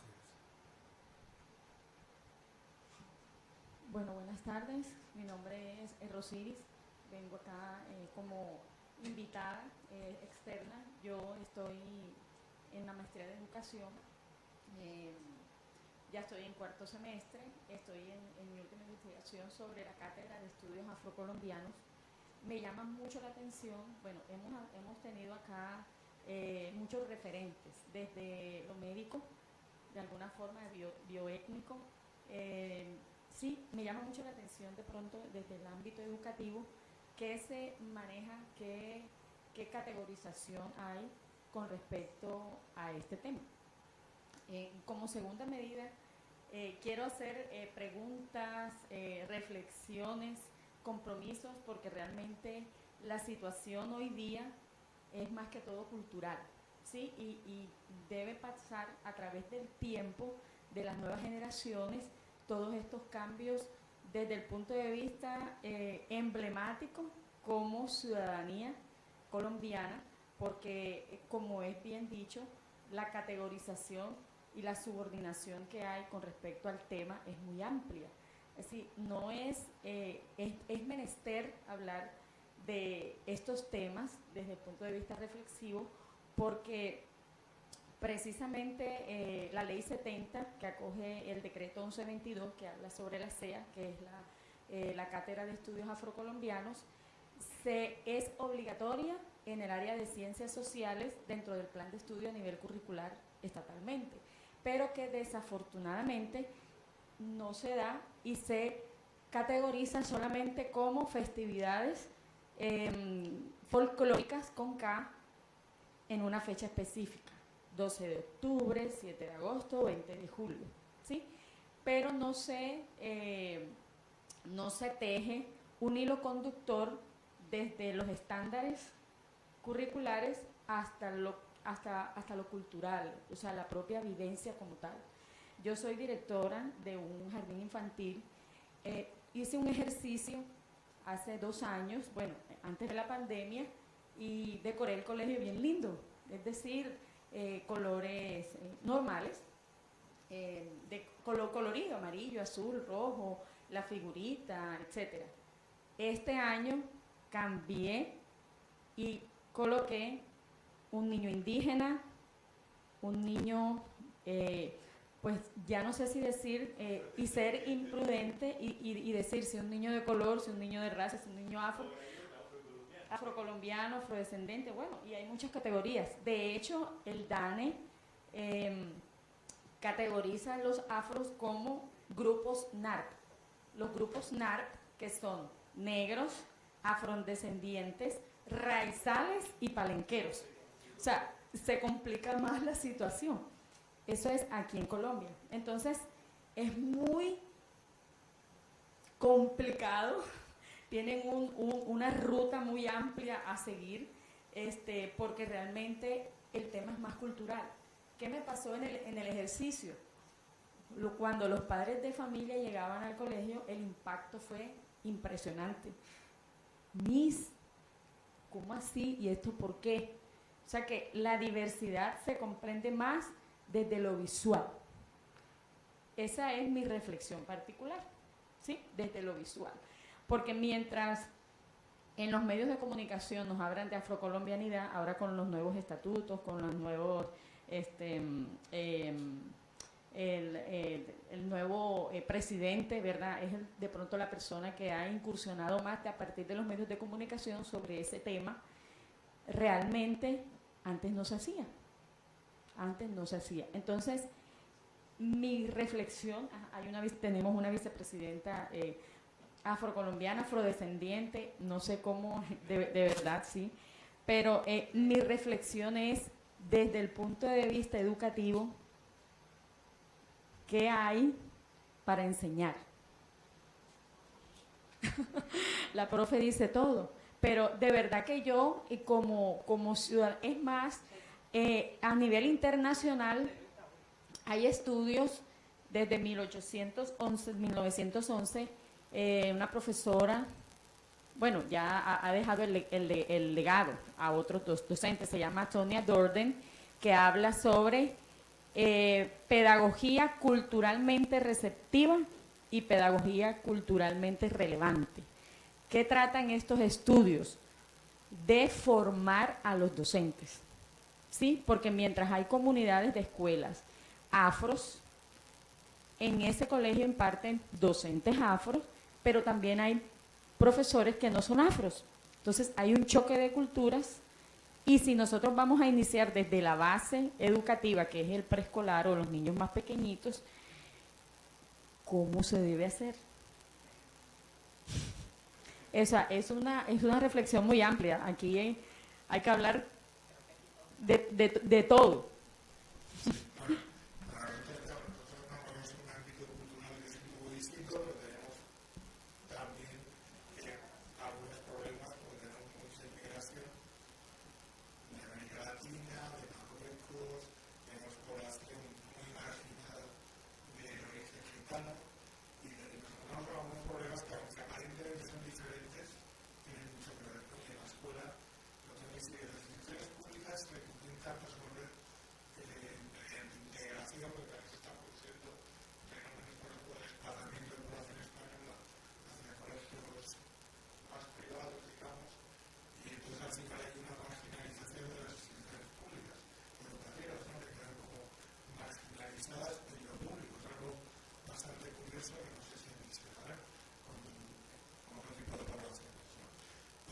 vista educativo, nosotros, como lo ha dicho Cielo, bueno, pues acabamos de editar este cuento que va dirigido a la población adolescente, se va aquí, yo creo que se va a imprimir en Santa Marta, ¿no?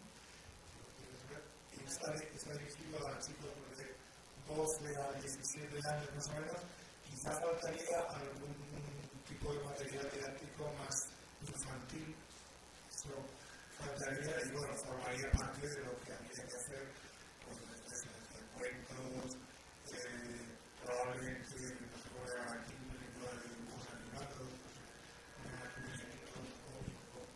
algo así, ¿no? Pero bueno, que tengan también un sentido como más lúdico, pero que a la vez integre todo eso, ¿no? La experiencia que estás comentando, ¿no?, del colegio, a mí me parece muy interesante, ¿no?, porque esto marca la realidad, ¿no?, hace que la población lo asuma no como algo raro, porque forma parte de su cotidianidad, ¿no? Una cosa pequeña para terminar. Siento que aquí en estos encuentros es importante para estos cambios de transformación social los medios de comunicación. Es decir, una persona que realmente desde el punto de vista de estatus dentro de la sociedad se mire en estos puntos, porque es que nuestro país está avanzando, ¿cierto? El mundo está avanzando en ese sentido de la diversidad pluricultural. Entonces, los medios de comunicación pues juegan un papel importantísimo, los medios visuales y el mundo visual es más figurativo que visual. Entonces, poco vemos poco en estaciones de servicio, por ejemplo, entidades financieras. Estoy hablando desde el punto de vista general. No hay esos emblemas. ¿Qué pasaría si eso existiera? ¿Cuál sería el impacto social que ocurriría en la población? Sí, no, seguramente todo eso, claro, estamos dentro de un mundo de cultura visual, ¿no? Entonces, yo creo que eso sí sería muy importante. Bueno, para Colombia, yo no soy colombiano, pero a partir de la semana que viene creo que se abre una etapa un poco distinta, ¿no? Me imagino que todo el tema cultural de la afrodescendencia, supongo que el indígena también, pero formará parte de la agenda política del gobierno que diga, ¿no? Supongo. Eso sería muy favorable para ese tipo de iniciativas desde el punto de vista de la cultura, ¿no?, y de la formación, ¿no?, de la educación. Totalmente de acuerdo con lo que está comentando. Yo lo que apuntaría es que hay mucho que hacer, porque es que estamos hablando no de un cambio económico, un cambio político, pero estamos hablando de un cambio estructural, como es la cultura. Y los cambios en la cultura son muy lentos y son muy difíciles, porque estamos hablando de siglos, de tradiciones, de memorias, de imaginarios, ¿no? Entonces, ¿qué podemos hacer desde las humanidades y de las ciencias sociales? Yo creo que se puede hacer mucho, pero estamos cada vez haciendo algo más. Un aporte fundamental puede ser la deconstrucción de los imaginarios de las memorias nacionales. El profesor hoy nos ha dado una conferencia magnífica sobre este tema, ¿no? Apuntando, enseñando precisamente cómo se construyen las memorias, porque cuando tú enseñas cómo se han construido, es muchísimo más fácil de construirlas, porque estás enseñando la construcción de la tradición, estás enseñando a las jóvenes generaciones que las tradiciones son invenciones, y que la cultura es una invención, y que por tanto relativo, no a maximizar la cultura de cada uno. Entonces eso va a hacer que la sociedad sea más libre, que sea más comprensible, sobre todo a lo que nos encaminamos, que sea más tolerante. La otra parte, y más igualitaria. La otra parte sería, y es lo que estamos también haciendo a través de la cultura visual. Además de las exposiciones, se están realizando vídeos documentales más cortos, más largos, en los cuales también el propósito es enseñar. Pero enseñar no ya a los que están enseñados, que también a las jóvenes generaciones sobre los que hay que incidir, para que ellos sean los que poco a poco vayan también haciendo esta transformación social y cultural. Entonces, esto también es una tarea diaria, compleja, y bueno, de día a día, como digo, ¿no? Que los resultados los vamos a ver a largo plazo. Hay algunos programas, por ejemplo, el CSIC, aquí tenemos a María Montelardo, que no quiere hablar, pero va para aclarar, por ejemplo, es el CSIC en la escuela. El CSIC en la escuela sí la deja ella, porque yo no participo, pero ella sí, ¿no? Pero después tenemos otros programas en los cuales ha participado Ivonne, cuando hay, no sé si Roberto, creo que también, ¿no? Bueno, la próxima vez te toca, que es el Ciencia en el Barrio y Ciudad Ciencia, que es yendo a los institutos ya de enseñanza media, llevando nuestras investigaciones, poniéndolas en otras palabras, para que las personas, los adolescentes, empiecen a mirar de otros puntos de vista, otras realidades, ¿no? Y les vaya enriqueciendo su formación. Luego, la Sociedad Ciencia en el Barrio y Ciudad Ciencia es a una comunidad más amplia, a un público general. Entonces, con esto, ¿qué pretendemos?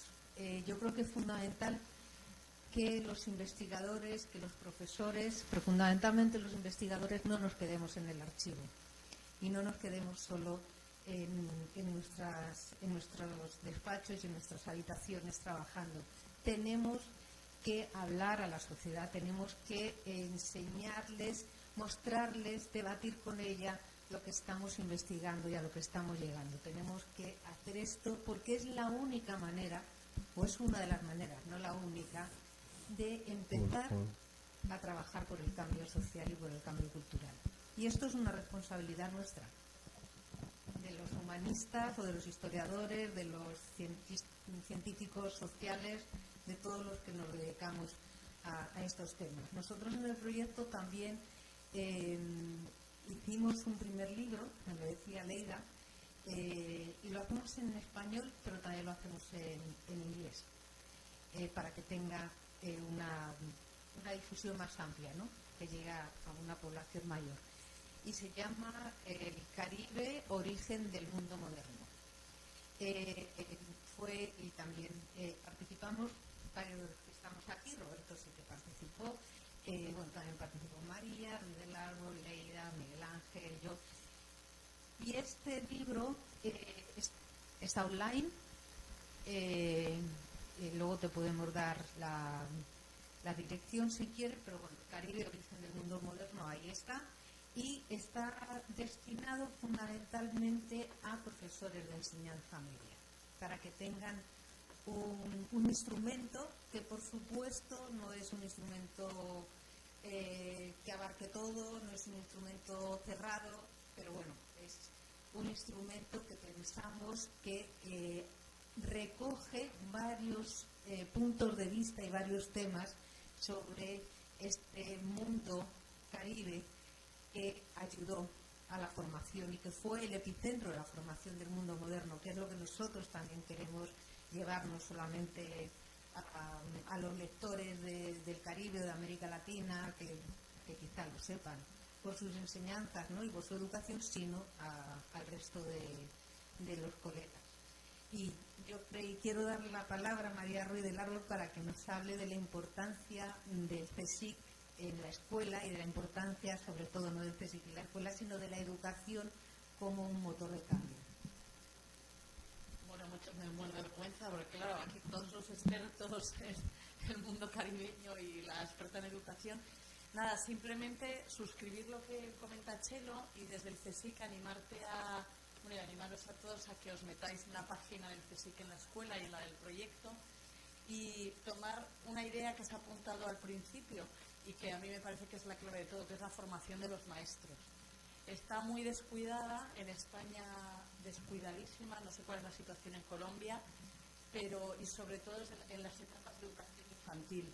Parece que la educación infantil son aparcaderos de niños para que los padres trabajemos y solo se da importancia a la ciencia a partir de la adolescencia, y nos encontramos con que esta ciencia llega tarde a los adolescentes a partir de 12, 13 años en España, y me imagino que aquí más o menos por los sistemas educativos más o menos son equiparables, y es fundamental formar a los maestros y en especial a esos formadores como tú de primeras etapas de la educación, que es cuando verdaderamente se están forjando los mimbres, ¿no?, de lo que luego van a llegar a ser las personas.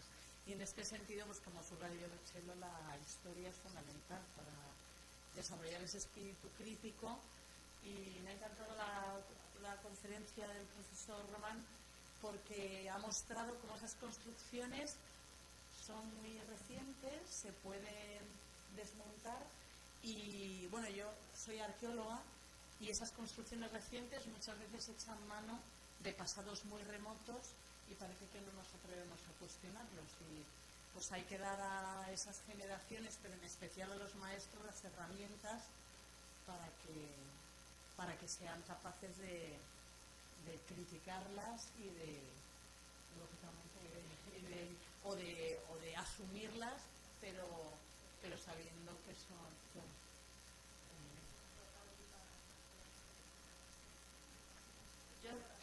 Yo solamente, a raíz de lo que estaban hablando, que hablaban mucho de la importancia de la cultura visual, es muy rapidito, de la cultura visual, claro, todo lo que estábamos hablando también es de los programas de enseñanza, porque si tú no llevas todo eso, los programas de enseñanza, desde esos niveles que hablaba ya, infantiles hasta la universidad, es ir repitiendo las cosas. Entonces, son muchas miradas con muchos propósitos que van a nutrir ese cambio de mentalidad. Sí, bueno, yo de acuerdo con todo lo que han dicho, yo solamente introduciría la idea de la pedagogía de la nación, que es una idea que se surgió como en la década del siglo XXI, mejor dicho, a propósito de la revisión de las naciones iberoamericanas y las invenciones de las naciones iberoamericanas, y el papel que empieza a jugar la pedagogía de la nación, ¿cierto?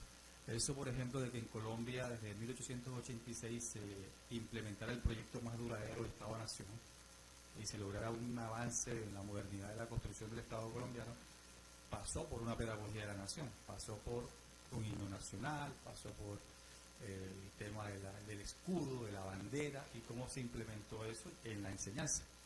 Lo mismo, cómo se convierte el 20 de julio y el 7 de agosto en hitos fundacionales de la independencia a partir de una tradición inventada que inicia en el siglo XX, de cómo se retoma, se reagrupa y se somete a un ritual año tras año desde el punto de vista simbólico, ¿verdad?, que se toma tres cosas importantes, ¿no? El aparato educativo, fundamental, que ya lo he mencionado, el espacio público, es decir, los niños ven el desfile, ven las estatuas que aparecen en ese espacio público, ese uso público de la historia que utiliza el Estado para enseñar esa pedagogía de la nación, construir el patriotismo y hacer sentir a todos que son colombianos, ¿no? Y por eso también la instrumentalización de la historia, ¿cierto?, que es una instrumentalización importante, yo me la salté, pero una de las cosas que triunfa y por lo cual el 20 de julio y el 7 de agosto se vuelven fechas exitosas, pese a la resistencia de los primeros años en las zonas fronterizas, que tampoco lo mencioné porque no había tiempo. Por ejemplo, en San Andrés Isla, cuando se incorpora una isla por allá que habla inglés, que tiene un pasado diferente, que se reconoce como otra cosa, ¿cómo se impone, cómo se nacionaliza? Tienen que utilizar unos instrumentos de la pedagogía de la nación mucho más severos que el resto del país. Es llegar primero a castellanizar, ¿cierto?, porque no hablan español, y a enseñar la historia y los valores hispanos y la historia patriótica e imponérselas para que ellos sepan quién es Bolívar, porque no sabían nada de eso. Entonces, la pedagogía de la nación va a tener un rol y un papel importante en todo esto que estamos discutiendo. Y, por ejemplo, en el caso de la construcción de la memoria, no, en los relatos que se construyen públicos, digamos, que salen en la prensa, que salen en los discursos de las plazas para conmemorar, no aparece la figura femenina, está totalmente invisibilizada y desaparecida. O sea, habría que también desenseñar y volver a enseñar y aprender y desaprender, o desaprender y volver a aprender. Gracias, Raúl. Una última intervención y mis preguntas se van a quedar en el tintero, pero las resolvemos. Ya. Hola a todos, ¿cómo están? Pues muchas gracias primero por la conferencia, pues espectacular, felicitarlos a todos. Un tema muy que a mí me encanta. Yo llevo aquí en esta ciudad unos 5 años y desde hace 3 años me he dedicado a estudiar todo el tema de los afro, que yo en realidad los nombro como comunidades negras porque ya he estado mucho trabajando con mujeres y ellas realmente se han identificado como mujeres negras. También estuve mucho en ese debate de, bueno, yo cómo las voy a nombrar, también estuve leyendo mucho de las categorías y finalmente conversando con ellas se identificaron, por ejemplo, como mujeres negras palenqueras. Por ejemplo, yo trabajé específicamente con mujeres palenqueras. Entonces, simplemente pues quiero hacer como una reflexión de pronto desde la percepción y de la experiencia que tuve trabajando con ellas y en relación como a todos estos temas de cuál, digamos, es el objeto de nosotros como historiadores en la actualidad. Entonces, en ese sentido, en primera medida quería comentar un poco el tema de la racialización, que me queda muchísimo más clara en esta conferencia, y es de pronto cuando yo estuve trabajando con ellas, ellas a la vez, o sea, pude percibir a la vez, ellas tienen una racialización hacia nosotros, porque por ejemplo nos nombraban como los blanquitos. Yo por ejemplo cuando estaba hablando con ella llega y me dice, no, es que las personas blanquitas como usted, y yo me miraba y yo decía, ay, pero yo no soy tan blanquita, entonces empecé a percibir digamos, esa categorización que ellos también tienen hacia nosotros. Entonces ahí como que logré de pronto entender que simplemente yo como historiadora era, digamos, ese sujeto de descripción a la vez un poco de crítica, pero simplemente llevando finalmente a la divulgación del conocimiento. Entonces ahí quería como empatar un poco con lo que hemos estado hablando de cuál debe ser esa función hoy en día que tenemos los historiadores, y yo pienso que es un poco eso, o sea, por ejemplo al final de mi investigación resultó todo este análisis que también fue basado mucho en las fuentes orales, porque tristemente, por ejemplo, aquí en Colombia no tenemos fuentes documentales o un gran acervo que nos permita, digamos, hacer una historia de las comunidades negras aquí, sobre todo como en esta parte del Caribe colombiano. Entonces realmente hicimos un trabajo a partir de fuentes orales. Y al final la investigación resultó todo definiendo una categoría que son las mujeres palenqueras vendedoras de bollos, frutas y dulces, y que finalmente, según lo que logré determinar, va a desaparecer. O sea, la categoría como tal va a desaparecer porque las mujeres hoy en día, o las hijas de todas estas mujeres, ya no se dedican a esto, sino que se dedican como a otras cosas, ya son profesionales, o sea, ya incluso el tema de la tradición como tal de aprender a hacer un bollo, no saben hacer un bollo, no saben hacer un dulce, o sea, no saben hacer nada de estas cosas. Y está bien, entonces ahí dejamos todo como en hilo. ¿Qué pasará? O sea, ¿desde qué percepción podemos ver eso que está sucediendo? Entonces, de pronto eso también es el papel de nosotros como historiadores, realmente llegar a ese momento, dejarlo conectado, y realmente yo ahí termino mi investigación y yo digo como que bueno, ¿qué irá a pasar? La parte 2. Gracias. Muchas gracias, Jessica. Es una joven magíster de Uninorte, que por cierto está también anotada como un resultado de alguien que se motivó por un tema afro cuando llegó acá a Uninorte. Gracias, Jessica. No, yo, ya, por favor, una última pregunta para que se cierre la sesión, y es para Leida, en serio. Cuando se hablaba de esa separación para alimentarlos, ¿hay documentación que nos muestre, por ejemplo, cómo era concebida la mujer y por qué se la alimentaba con A o con B? ¿Cómo eran concebidos los niños? Porque sabemos que obviamente el varón esclavizado era pues más interesante en la comercialización al ser objetivizado. Entonces solo quiero saber si esa información existe, y a los otros profes mañana seguimos en el diálogo. Sí, muchas gracias por la pregunta, es muy interesante porque además alude a temas bastante complejos y de diferentes aristas también. Mira, la impresión que tengo es que esta alimentación igual con el esclavo no va con el de productividad que después tiene cuando se llega a América, y bueno, y en las plantaciones y eso ya se estaba pensando en un discurso sobre la idea de cómo alimentarlo para que produzcan más. Y además incluso tengo la impresión de que más que las cantidades se va hacia el alimento, o sea, hacia qué alimento es más nutritivo o no para alimentar a estas dotaciones, ¿no? En el caso de los barcos de esclavos, lo que se da es una alimentación de supervivencia, o sea, de que puedan llegar a América y puedan con vida.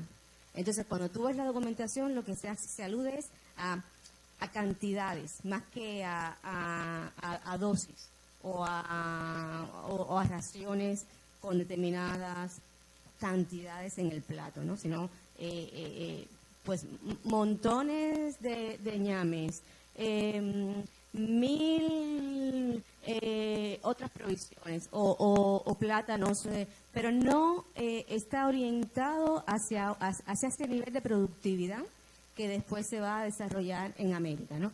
Y además me ha recordado que hay investigaciones que van y un poco también a tenor con lo que está investigando Miguel Ángel, pero que ellos van como ese pensamiento también de marcar a los esclavos y todo después, que tiene un contenido productivo también,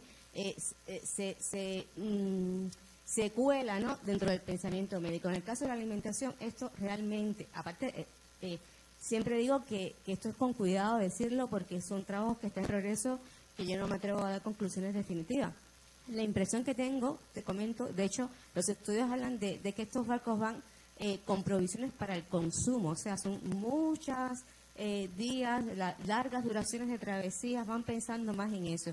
Y en el caso de la memoria del marinero que hablaba elogiosamente de la alimentación, lo que se refiere es, por ejemplo, a rituales o a prácticas, ¿no? Por ejemplo, comían 3 veces al día, la separación, más que a velar por eso, va para que no haya intercambio entre ellos, no más hacia el control de la tripulación que hacia el control de la alimentación, ¿no?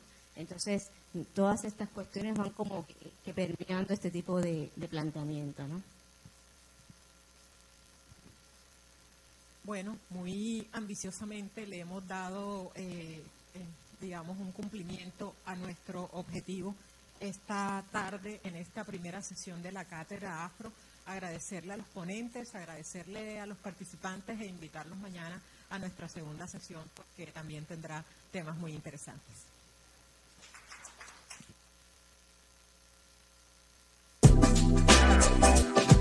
Explora más contenidos de tu interés. No olvides suscribirte a nuestro canal.